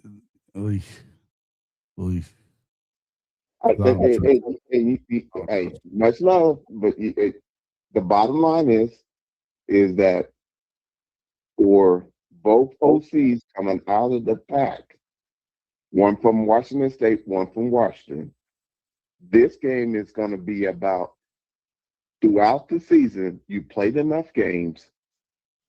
Have you learned enough to make the necessary adjustments to be able to be effective and efficient to go along with your defense and your special teams? That's what it comes down to. And then on top of that, which defense loves the predicament that their offense put it in, and no matter what it does, they're going to still ride. And who's been forced by fire? Hold on. If you're going to really do this, though, here's the thing about that. Now, Bishop, you know damn good and well, I tell you how it is. And if this is where I'm going to tell you, if we're going to say that kind of stuff, then we need to start seeing that kind of shit out of our offensive coordinator and quarterback because we're not seeing that. And on top of that, not only just out of them, we need to start seeing Mr. Head Coach take a little more interest in what you're doing offensively and say, hey, we need to do this, we need to do that. Run the running backs, run them. Or, hey, you know what? Get his ass out of the game. Because we haven't seen these things. And so if I'm concerned, I'm not concerned about Alabama. I'm concerned about Oklahoma. Facts. Okay. I'm concerned about Oklahoma and what they will and won't do offensively because to me it feels and I see a lot of the OU fans are out here doing this same stuff to where it's like, oh, we've done this all year. We've done this. Our defense is that good. Yeah, our defense is that good. And guess what? It's put you in a position where I believe the winner of this game is going to beat the hell out of Indiana because Indiana doesn't have the talent roster of either of these teams. And I think that they're coached very well. They're coached very well, but they haven't seen a defense like what they'll see against Oklahoma. But here's the deal. You've got to be able to go out there and make the plays that you need to make to win games on the offensive side. And sometimes it's not. Sometimes you got to be willing to do whatever the hell that it is that you don't want to do, that we've seen Arbuckle continue to do from week to week.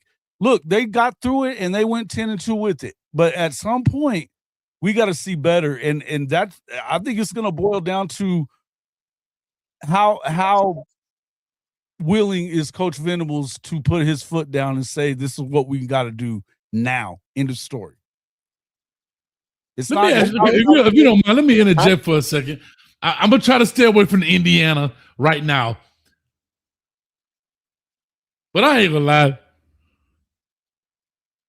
I'm an Indiana fan on the low. I want Miami to play Indiana. Oh damn! Against, come on, bro. I don't care. Again, 1 + 1 is not 2 in football. But what I will say, I don't know. I'm a fan. I want to see. Listen, I like Kirk Signetti. I like a trash talker. That boy say, I'm a winner. Google me. He had me right there.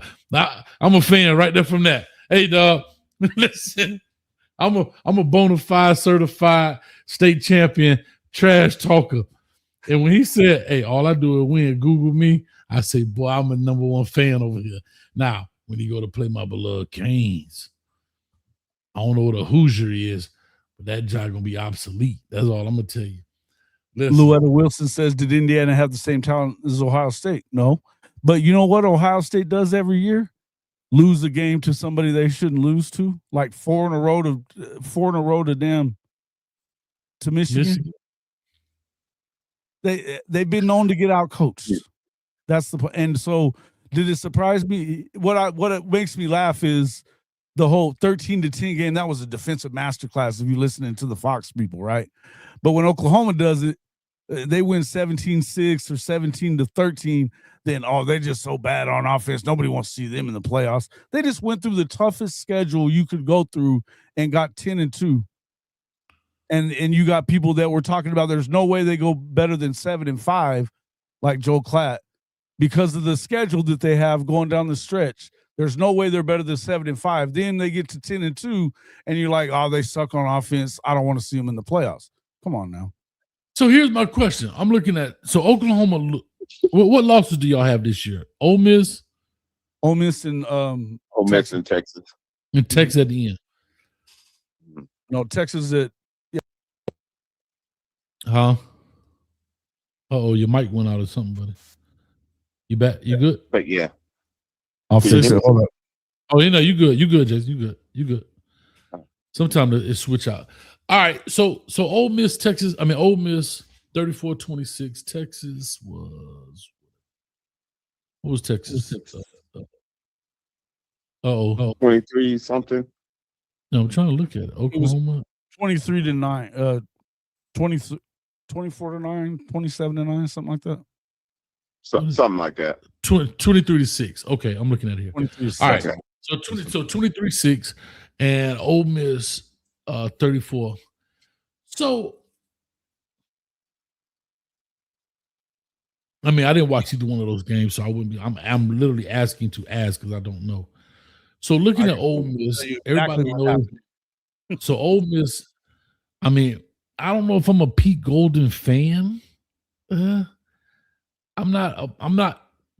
Here's what I know about Pete Golden. Pete Golden got the key. That's not fair. He was labeled as a defensive coordinator coming from UTSA under Nick Saban. Mm-hmm. We all know the Nick Saban formula is, get an unknown guy, run your defense. I think he knows more about him than the most, right? Pete Golden may be a very smart guy, cerebral guy, understands the game, but could be controlled by Nick Saban. That's why Nick Saban never gets a defensive coordinator that is worth his own salt, if that makes sense, because you're not going to get pushed back. Pete Golden was happy just to be there and to learn from the GOAT. I get that. I understand the philosophy. Nothing wrong with that. And if you look at the offensive side of Nick Saban, he's going to get former head coaches, guys that can run their own side of the ball. They understand what it is to be a head coach. They understand the nuances of that. I get that. I understand that. But then Pete leaves from there and goes to Ole Miss under Lane Kiffin. I don't know if Pete has enough time on Taz as a solo defensive coordinator to be effective. What do you think, Jason? Am I wrong in what I'm saying? Yeah, head coach effective as a head coach. No, just as a defensive coordinator, because I'm looking how they played 34-26. No, and I don't know if Oklahoma lost that game. Oklahoma lost that game, and they didn't. A lot of it had to do with the fact that they didn't. Again, they didn't commit to the run with their running backs. Then in the second half, when it was clear that Coach Venables had gone to Arbuckle and said, "Run the damn football." They do. Mm-hmm. They get Xavier Robinson involved. He has over 100 yards. He has 2 big breakaway runs for touchdowns. They take the lead. Then they had a turnover on a punt return. They had a turnover. Yeah. And they didn't go back to the run game after that, not with the running back as it were, and they lost the game. I mean, they had momentum. They should have won the game. They didn't. I think part of that was, the other part was that, listen, I can't say anything bad about the way that offense played for Ole Miss. They had a good game plan. They had a quarterback that could do a little bit of both, and the field was sloppy. It'd been raining for days. You know how it is when the field gets sloppy. The offenses they're gonna do better because they know where they're going. The defense has to react. If it's slipping and sliding around, there were some issues. But I'll say that, look, he played really, really good. I really like the way that that we've seen. What's the kid's name? Damn it! Why am I? Oh, Trinidad Chambers. Trinidad Chambers played his ass off. Trinidad Chambers. Mm-hmm. So got to give him props for it. But Oklahoma had they got back in it and were winning the game, and they were down 10 at one point, weren't they, Bishop? Was it 10 or even? Yeah.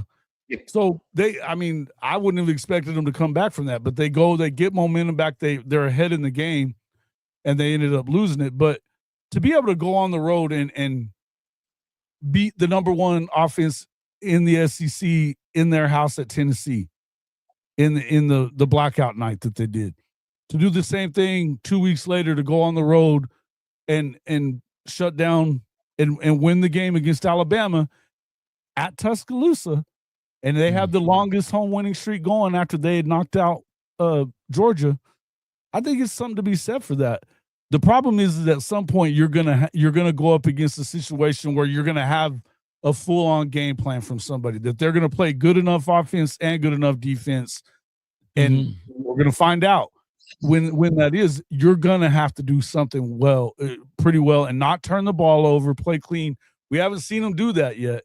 And so I don't know how you can expect them to do that, Bishop, if we haven't seen them do it. And I keep hearing it from everybody, but I hadn't seen them do it yet. Well, Bishop, here's what I'm gonna say. I'm making special gumbo. You better make some sticky hand gumbo. No fumble. No fumble y'all need gumbo. to keep it straight. And when Men's Black Father 5 and people like that come, y'all need to keep serving this spicy gumbo. Keep it on one. I love it. Well, Bishop, let me get Pool in here. Smooth. Yeah. Call back in, Smooth. You coming up next, man. We're going to take a couple more calls. We're going to be up out of here in about 15 minutes. Like I said, you what are you, about an hour behind me? How far behind me are you? An hour behind? Yeah, I'm an hour behind. I'm here as long as you need me. Real quick, man. I got to ask you a question, and I might be a little jealous, but I'm proud of you if it's what I think it is. Don't you have the rolling studio? Yeah. Holy smokes, brother. My man, yeah, my man. Right now. Yeah, I had a chance to see shout out to Bishop, man. Bishop does a great job with you guys, Oklahoma. I have to give him nothing but his love right now. He reminds me of our guy, Brother Jay Blaze. I call him the glue to the U. Well, Bishop got the gumbo for OU, if you understand me, because he's spreading the good news about you guys. And I think he sent me a clip, and it's a trailer or something like that, right? How cool is that, man? How cool is it? So it's mobile. You can roll that thing and everything, huh? The mobile Hall of Fame mobile studio, man. It's something I've been wanting to do for the past couple of years, and I finally got it put together towards the end of the season, and caught a couple of games in it. So it mostly you know, at the end of the season is I'm trying to get it all worked out and how we were gonna have to do it. But yeah, man, I'm in it now 100%. So I'm That's ready awesome. to take it to That's another level, awesome. man. I'm excited about it. Yeah. That's pretty cool. I always said, as I'm getting pulled on here in a second, but I always said, man, I remember telling my mom as a kid, I said, Mom, I'm a little kid, like 10, 11. So I want to retire. And I'm gonna follow the, because this is when they had the Madden Mobile. Remember that? The Madden Mobile, the RV. Oh yeah. The bus. Madden I said, Cruiser. the Madden Cruiser, yes. Yeah. And I said, because he didn't fly. So he had to get on that thing to go everywhere. But anyhow, I said, I want to do that for the Hurricanes, Mom. And I'm gonna do it. When I retire, I'm gonna have the Coach Hayes Mobile or whatever it's gonna be called. The Coach Hayes, whatever it is, we're gonna see one of the RV sponsors. We'll get it on location if we end up matched up in some way this Man, year. I'm gonna wrap that joker with some craziness. That's one of my retirement goals. That's one of my retirement goals. So when they put me in the boxing, put a smile on my face, my man. I love it. Let me get one of our members in here, man, Jordan Poole. And if anybody, listen, if you're on the other side watching this from Hall of Fame Media, please call in, man, 862-799-9956. The phone line work both ways now. Come on. It's free. All right. Poole, talk to us. What's up, man? Hey, what up, Coach? How you doing? I'm good. What's up, man? Yeah, I had a double back, man. My girl called me, so I had to hang up. You know what I'm saying? I get it, man. She come first, man. We just some dudes on the internet. Yeah. But I went and subbed to Jason. I went and subbed to him. Good. Hey, appreciate that, man. Awesome. Appreciate you. But I think Oklahoma's gonna get it, man. And you talking about it's hard to beat a team twice. Ask Texas Tech how they did it. Okay, I know how they did it. They put some. All right, they put some dineros in front of that Alabama thing. Beat up, man. They are beat Three up. times, Man. They like they've already beat them twice in the last. 1983 Oldsmobile that had 10 owners, 3 accidents. Man, they beat up. Nah, they are beat up. Matter of fact, I know you on here, but I want to ask you this, Jason. And that's something a lot of people don't talk about. Injuries. What are the injuries looking like for Oklahoma? Who are some of the key guys that are out right now? I know Mateer had a thing with his hand or thumb or whatever it was. Yeah, I mean, the only ones that they had like out, I think Gentry Williams would be a key one, but the guys that have backed him up all year have done a great job in the secondary. Apparently, we're getting Sexton maybe coming back at left tackle, but the guy that replaced him has done probably a better job. So he's a true freshman, but he's been really good. So at the left tackle, but so the injuries that they've been most worried about was to the running back. So you've got Torrey Blaylock, a true freshman. He's been hurt all year. He's played every game. And then you have Xavier Robinson that didn't play as much. He did play in the last game, but they were both banged up just from usage. But so they should be good to go. Honestly, they're expecting to get R. Mason Thomas back, who's their best pass rusher. So that's big. Honestly, the situation injury-wise is pretty good for OU whenever you look at it stacked up against Alabama right now. All right, Poole, talk to us, man. What's on your mind? Oh man, I had a call in because Black Butterfly, boy, she's just being I had to, man. Got me about to put that Kendrick Lamar on how to pimp a butterfly.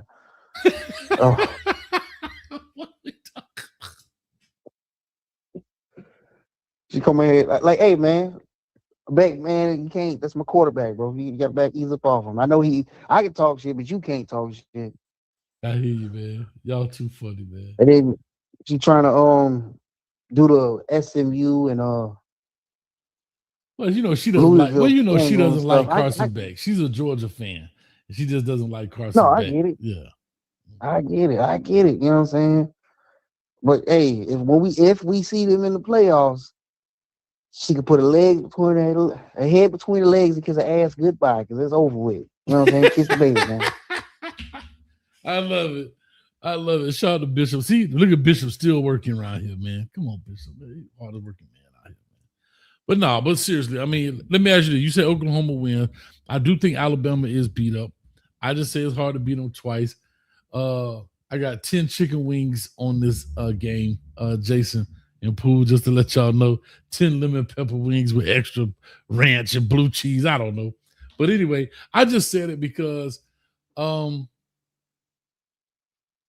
I guess to your point, if it's fair, go what do you say, judge a pig or something like that you said earlier. But Not a fair. I just bars right there. That was a bar. That was a bar. That was a bar.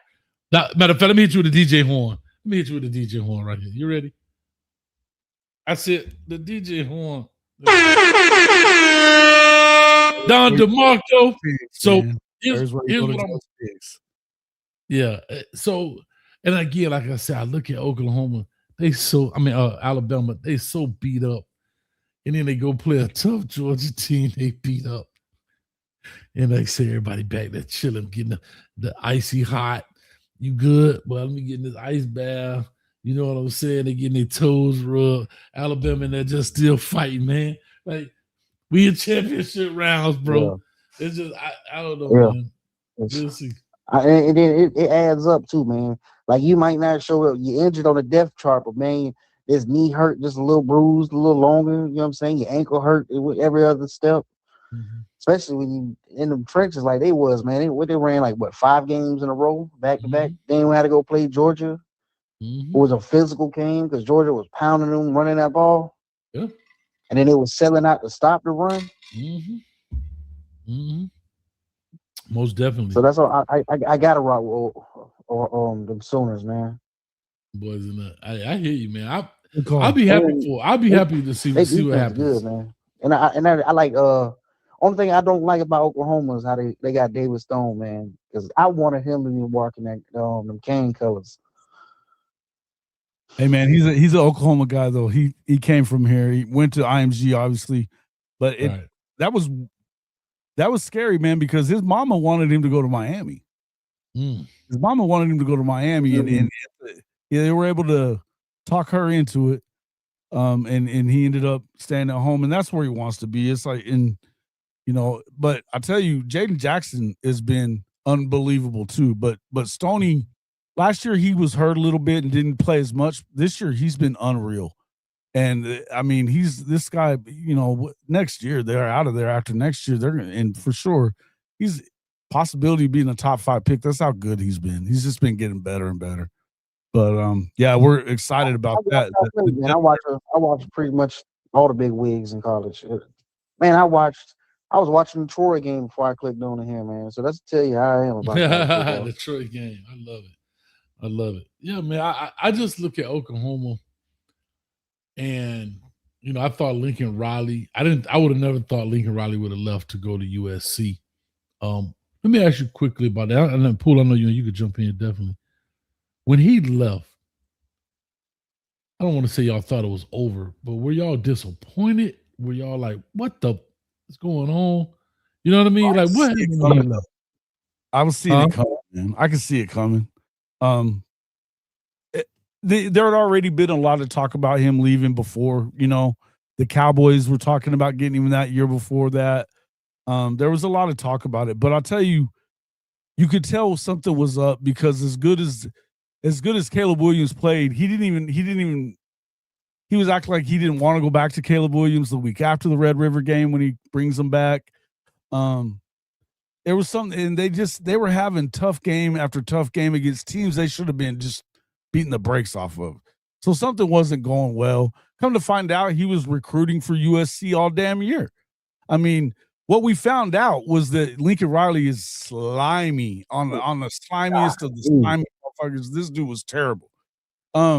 He had coaches recruiting for USC as early as Iowa State. And Iowa State was like week 5.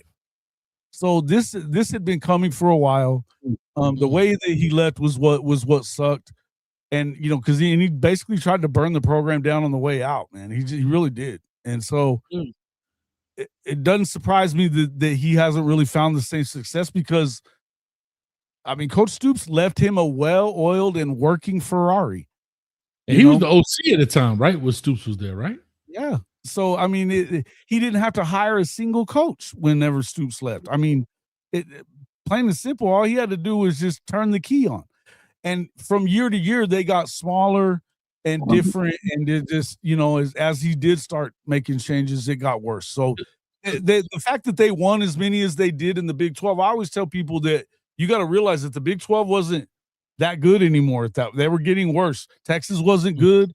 Oklahoma State was it was them and Baylor that were really going up against them. And with those are the teams that are really, because I mean, Oklahoma State's a joke, but I mean, I'm a man. I'm 40. Take them shots. It was a joke, but yeah, it was a lot of smoke and mirrors that made it look like what it was. But when they get to the playoff, they get the shit kicked out of them. Other than that Georgia game that they could have won if not for the fact that Lincoln kind of took his foot off the gas and didn't really know what to do. When he got that situation. I'll say this. I broke down Caleb Williams. I think Caleb Williams was one of the first players I broke down on this channel when he was at Gonzaga Prep or whatever it's called in DC. Phenomenal. I'm like, man, this dude is phenomenal. Like, holy smokes. He's good, but he's soft too, man. Well, but you got to remember at that time, I'm looking at him from a high school perspective. Right? Yeah. Oh man, he was phenomenal, and I'm like, man, this dude. And then he goes there, and again, Spencer Rattler. I think he was part of the QB1 series or whatever it was. And so, am I right? Wasn't he part of one of those? Yeah, series? He was. That was a terrible look, Spencer. By the way, terrible look. And then, I mean, it was a terrible because it was something that he did, and remember, like I don't know what he did, don't care.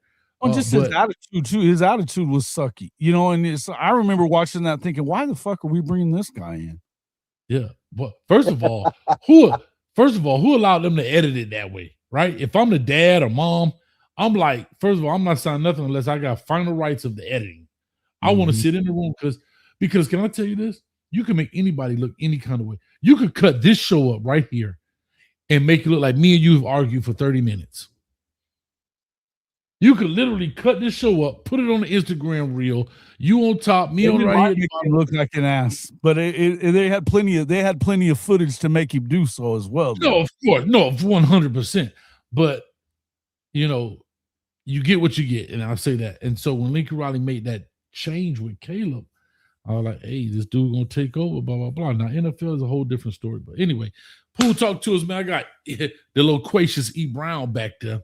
I know LV. I caught myself. She talking about pause, but that LV always on it because I said Jason on top and me on the bottom.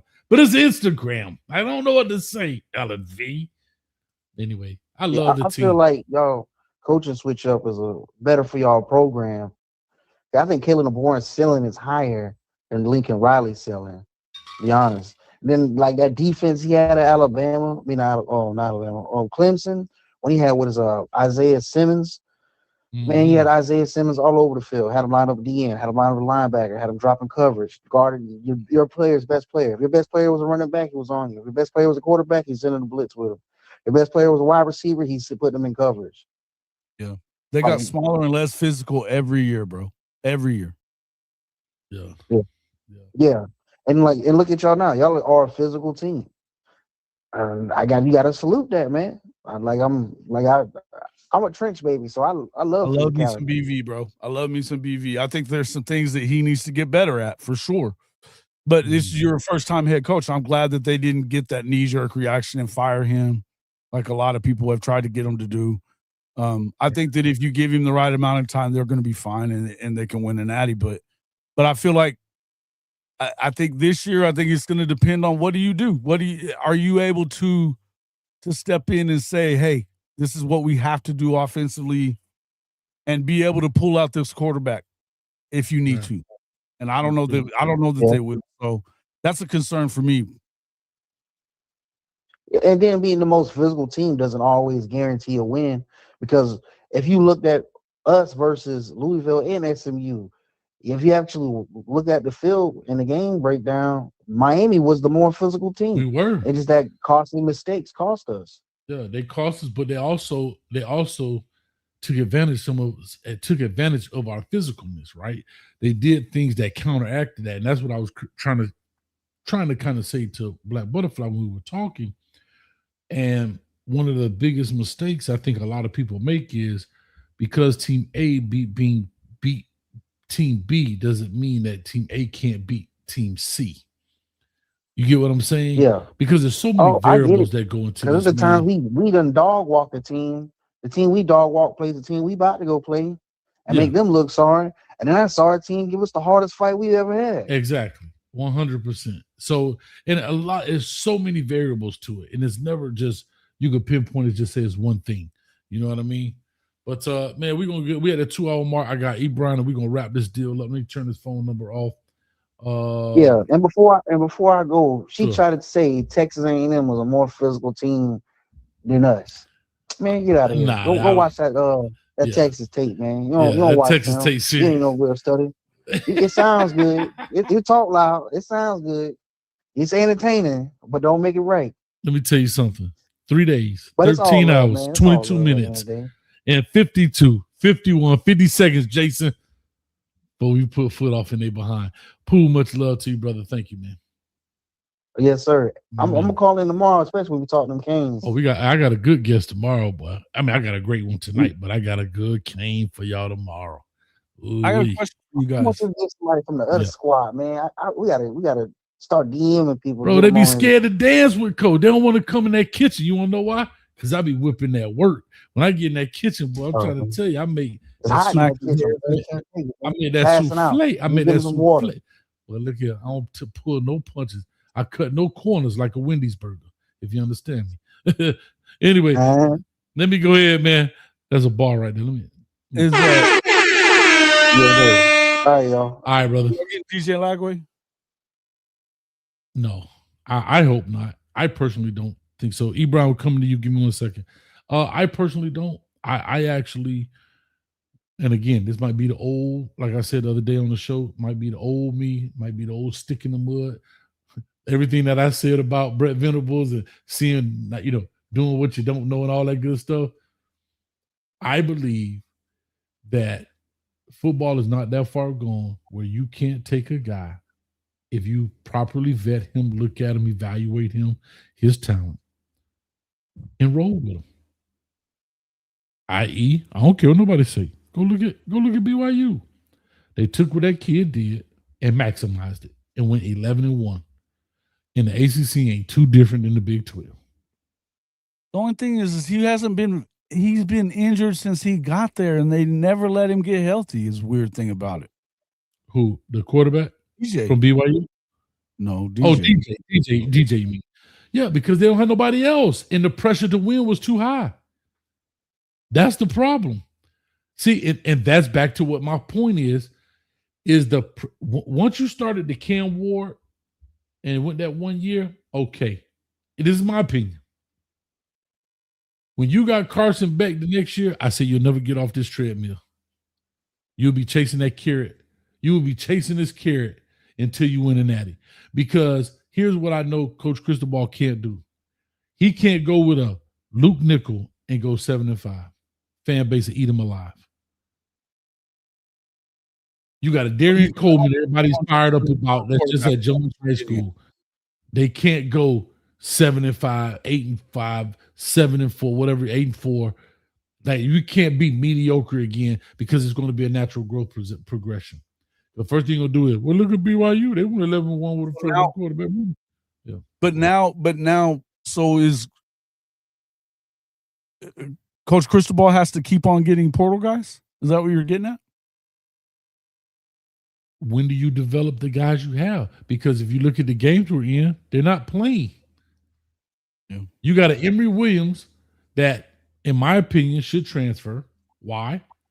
Okay, I sat behind Cam. Okay, first of all, Tyler Van Dyke was there. Coach, I came in, Coach, and beat a Clemson for you, Coach.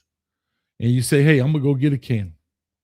All right, Coach, you know what? I don't like it, but I can respect it. Cool. I'll take my time. I broke my arm. I'm cool. I broke my arm at Florida State. Only lost by 7 when they was on the run, but I'm cool. I get you. Then you come back the next year and over transfer portal me with Carson Beck, excuse me. Now you've been to come back, and now Sam Levitt is the hot name. So what changes with Luke Nickel? What changes with Darian Coleman? What changed with any of these young guys? Like, when do those young guys get burned where they can get an opportunity? For example, you brought in the DJ Lagway that was highly touted because Graham Mertz wasn't that good. So you decided to pull the plug on Graham Mertz and let DJ Lagway finish out the season. Well, DJ Lagway got that experience, those 6 games of getting your butt kicked in, but you learn. Where does that happen in Miami? That's the problem. Like, that's where you have you set the bar high with 2 substitutes, and now you can't afford to say, hey, let me go with the young dude and go 8-4. And you didn't go 10-2. You didn't go 10-2 and make the conference championship. We got in the playoff by the hair of us, chinny chin chin. Right. And then to say, hey, let's go another year or 2 with a Luke Nickel. As a coach, I get it. It's hard. It's a hard deal, but it's whatever. That's how I feel. But let me get E. Brown on the line. We could close this deal out, man. It's been a great episode, great show. Thank you, Jason, man. Really appreciate you.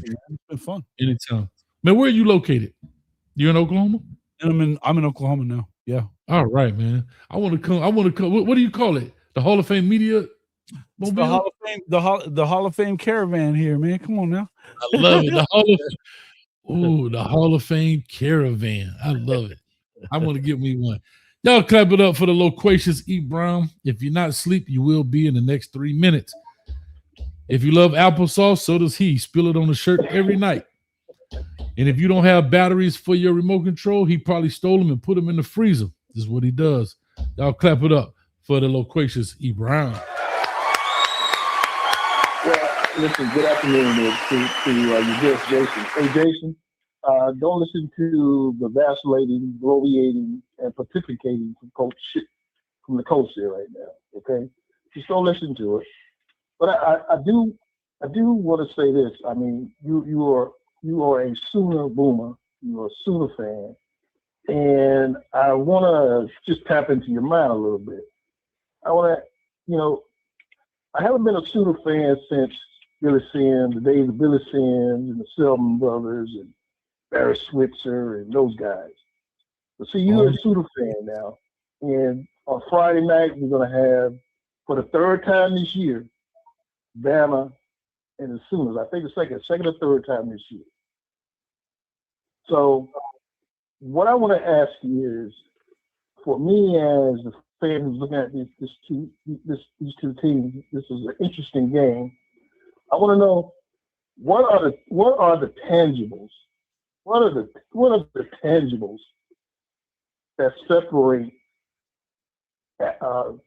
Bama from Oklahoma?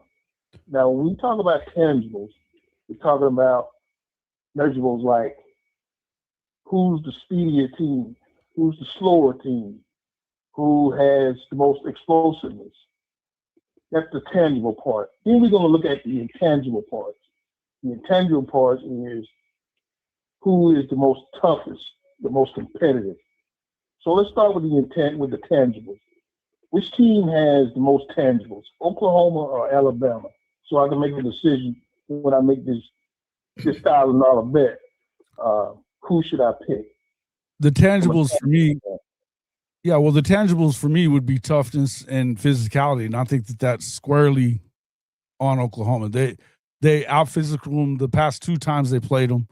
They've made them one-dimensional. You can't run the football on them, whether it be with a running quarterback. They weren't able to do it with Jalen Milroe, and they didn't give up a ton on the ground the other way. Now, the running backs, they probably had a better game against them running the ball than one would have expected. But I would just tell you that toughness, and they're going to get out. So the tangible part is their pass rush, their physicality, what they're going to do there. They put Ty Simpson in a blender in their house, and they're going to be the more physical of the 2 teams. That's what I think is the most the biggest part for that. Shout out to Really Flawed real quick. And but also I would also say, as far as explosiveness, obviously on offense, they've been better on offense. They have. There's just no 2 ways around it. They throw the ball better. They've hadn't turned the ball over as far as throwing it the way that John Mateer has at Oklahoma. I think that Oklahoma has the ability to be a better offense than what it's been, but it hasn't been. So, I mean, if we're just talking about reality, they've been better offensively. That didn't help them in their last two meetings with Oklahoma, because the last two times that Oklahoma's played them, they haven't had good offense.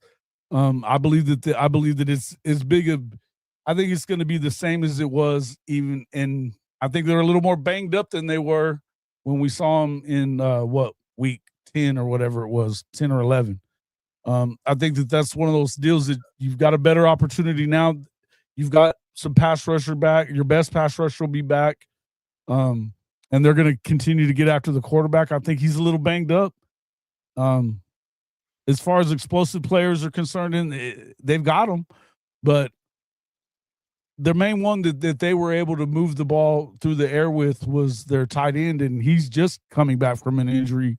I'm not too sure how ready he's going to be going up against OU. We'll see, man. But I think that if you look at the defense is definitely in favor of Oklahoma. Offensively, if they can get their offense going and not turn the ball over, that's the struggle for them. They turned it over 3 times against them last time. I think but their offense is definitely more explosive than Oklahoma's has been, for sure. Okay, so based on what you're telling me, because they always say defense wins championship. So what essentially what you're saying is that it'll be a safe assumption to think that Oklahoma's going to win this game on Friday night. I would, and what I didn't add in there is we have the best kicker in the country. He's 7 for 7 from 55 and in on the season. He's hit 24 in a row. Our special teams have been fantastic as well. If it turns into a kicking game, OU wins every time. So the Lou Groza Award winner, he's been money. He's made 24 in a row since he missed his first kick of the year. So I like their opportunity there. So yeah. Okay, so listen, that's a key point, because I think that the game was a toss-up. I thought the game could be a tie, but if you have the best kicker, then that'll pull it over to you a little bit. I think that Oklahoma's going to win the game, but I think that that win's going to be determined by a kick. It's going to be determined by a field goal. And just to hear it coming from you as a diehard Sooner fan, that just cements what I've thought all along, that Oklahoma will pull this game out, which is what I want to see. Because the reason why I say that is because now if Oklahoma wins, they go on to play whom I'm at a loss for that side of the playoff schedule to see who's going to win. But if Oklahoma wins, who do they play next? Indiana. Oof. Oh, they play Indiana? Yes. I think whoever wins I'm this going game. to make a big statement. I think that if Oklahoma got into the game with Indiana, Oklahoma will win that game. I'm going to say that. I think that if Oklahoma got into a game with Indiana, they will win that football game. Mr. Brown, I'm with you on that. And go ahead. I'm sorry. No, he said he was with you. He said he was with you 100% on that. Yes, I think that Oklahoma will beat Indiana, and at some point I think it will be University of Miami, because I think the University of Miami. Listen, I'm a Miami fan, and I'm not being a Miami homer. I think Miami is going to win. Miami will be. You will see Oklahoma and Miami playing.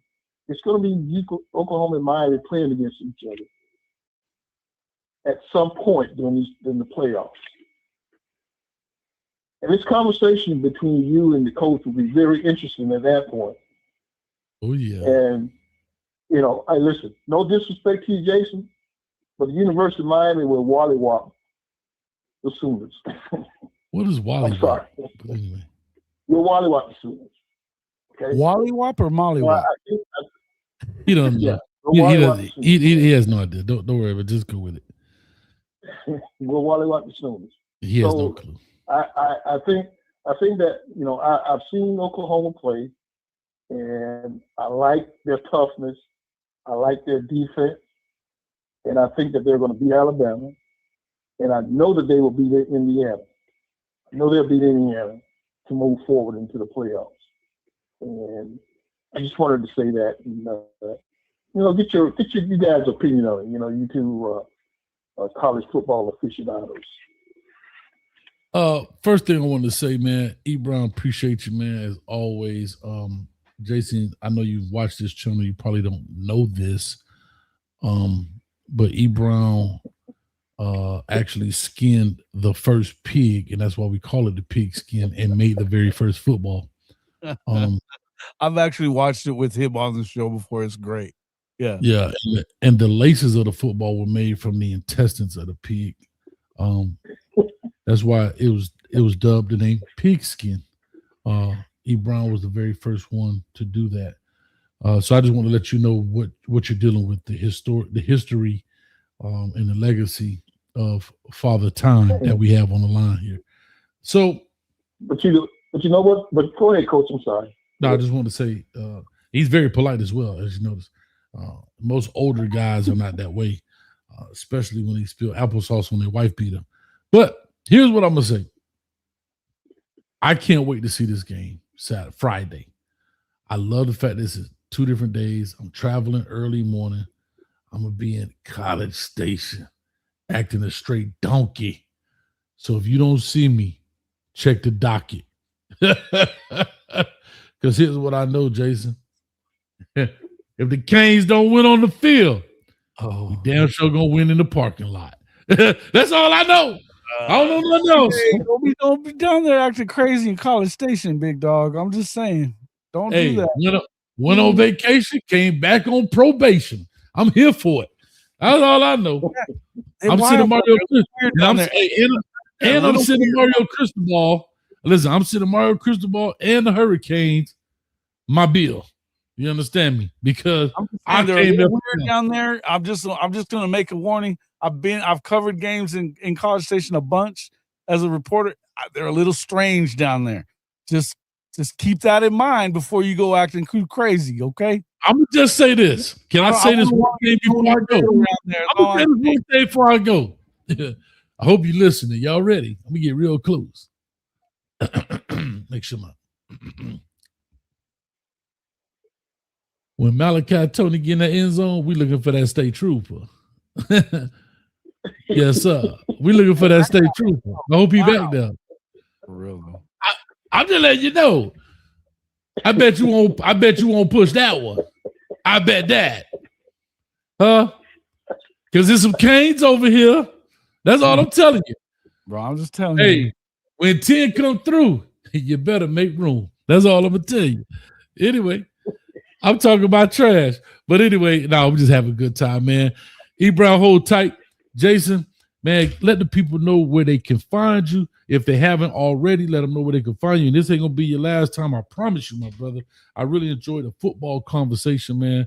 250 people in the building, man. Twitter, Facebook, YouTube, and both channels. Let the people know where they can find you. I think LV put it up in the chat, if I'm not mistaken. Yeah, I really appreciate you having me on, Coach. It was a lot of fun talking, and I love talking ball. So anytime you love me on, I'll be here. But we got to have you back on our channel as well. It's Hall of Fame College Football. It's at HOF-CFB right here on YouTube. You can find me on Twitter as well. I got a new Twitter, so I'll have to pop that in there. But yeah, you can find me on Twitter as well. It's Jason Watkins, Hall of Fame College Football. So make sure you guys get over there and check us out, man. We'd love to have you. We like to talk ball. We talk Oklahoma, but we talk about college football as a whole. I've covered as a reporter. I've covered college football for the better part of 20 years off and on. So I just enjoy talking about ball all the way around. So definitely down for my Sooners, but I love watching college football and talking ball. So thanks for having me, man. I appreciate you. Anytime. Same here, man. Like I said, that was the Coach Me Coach podcast. Everybody know I love my Canes. We're going to talk Canes football. I got a date for that. But for some reason, these people don't care. They want to talk about them all the time. If you notice, the show is red and black, got nothing to do with orange. I don't even wear Miami gear. I had a Miami shirt on an hour ago, right, for your show. The background was orange and green. I try to make all of those subtle things, but that go to tell you how crazy these King fans are. They don't care. They colorblind too. They thought that red was green. They don't care. But anyway, now we having a good time. We appreciate y'all. Thank y'all so much. I'm going to flip this if you want to hold tight, Jason. I also want to say this. Any part of this show, please feel free to cut up, use, put on Instagram, however. Please feel free, brother. Do whatever you choose with it, man. But use my good side when you do it. That's all I'm saying. Nah, you're good, man. Much fun to you. We're gonna get I'm gonna get my man Sharp Shooter Sports on too. We got to get him together too. I think he works with you guys some. Am I correct or wrong? Yeah, that's our boy Brisky Sharp, man. Appreciate you a lot. We do a lot of work with those dudes. It's the sharpshooters, but you should definitely check them out. Always got a great yeah. We've been back and forth, kind of like how we were. Yeah, kind of like how we were, man. We just got to get it together because everybody got things going on in life, and you just happened to hit me at the right time, and the schedules worked out perfectly, man. And it was actually perfect setup. So, like I said, we'll definitely catch you. Let me do this. I'm gonna flip scripts 1 second. That didn't work. Here it is. There we go. Bingo. So thank you guys for coming out. Appreciate everybody. Much love, everybody. Make sure you hit the like, share, subscribe button on the way out. Notification bell as well. And we'll catch you tomorrow, 8:30 Eastern Standard Time for Canes Talk Live, right here on the Coach Me Coach podcast with your boy, Coach Hayes. Peace. Boy, E. Brown, so old. His social security number is 1. That's all I know. That's all I know. Social security numbers don't start at 1. Yours do. Yours do, because you that old. You started it off. 00-00. Yeah, that was 000. that was Jesus' number. You came right at him. Stop it.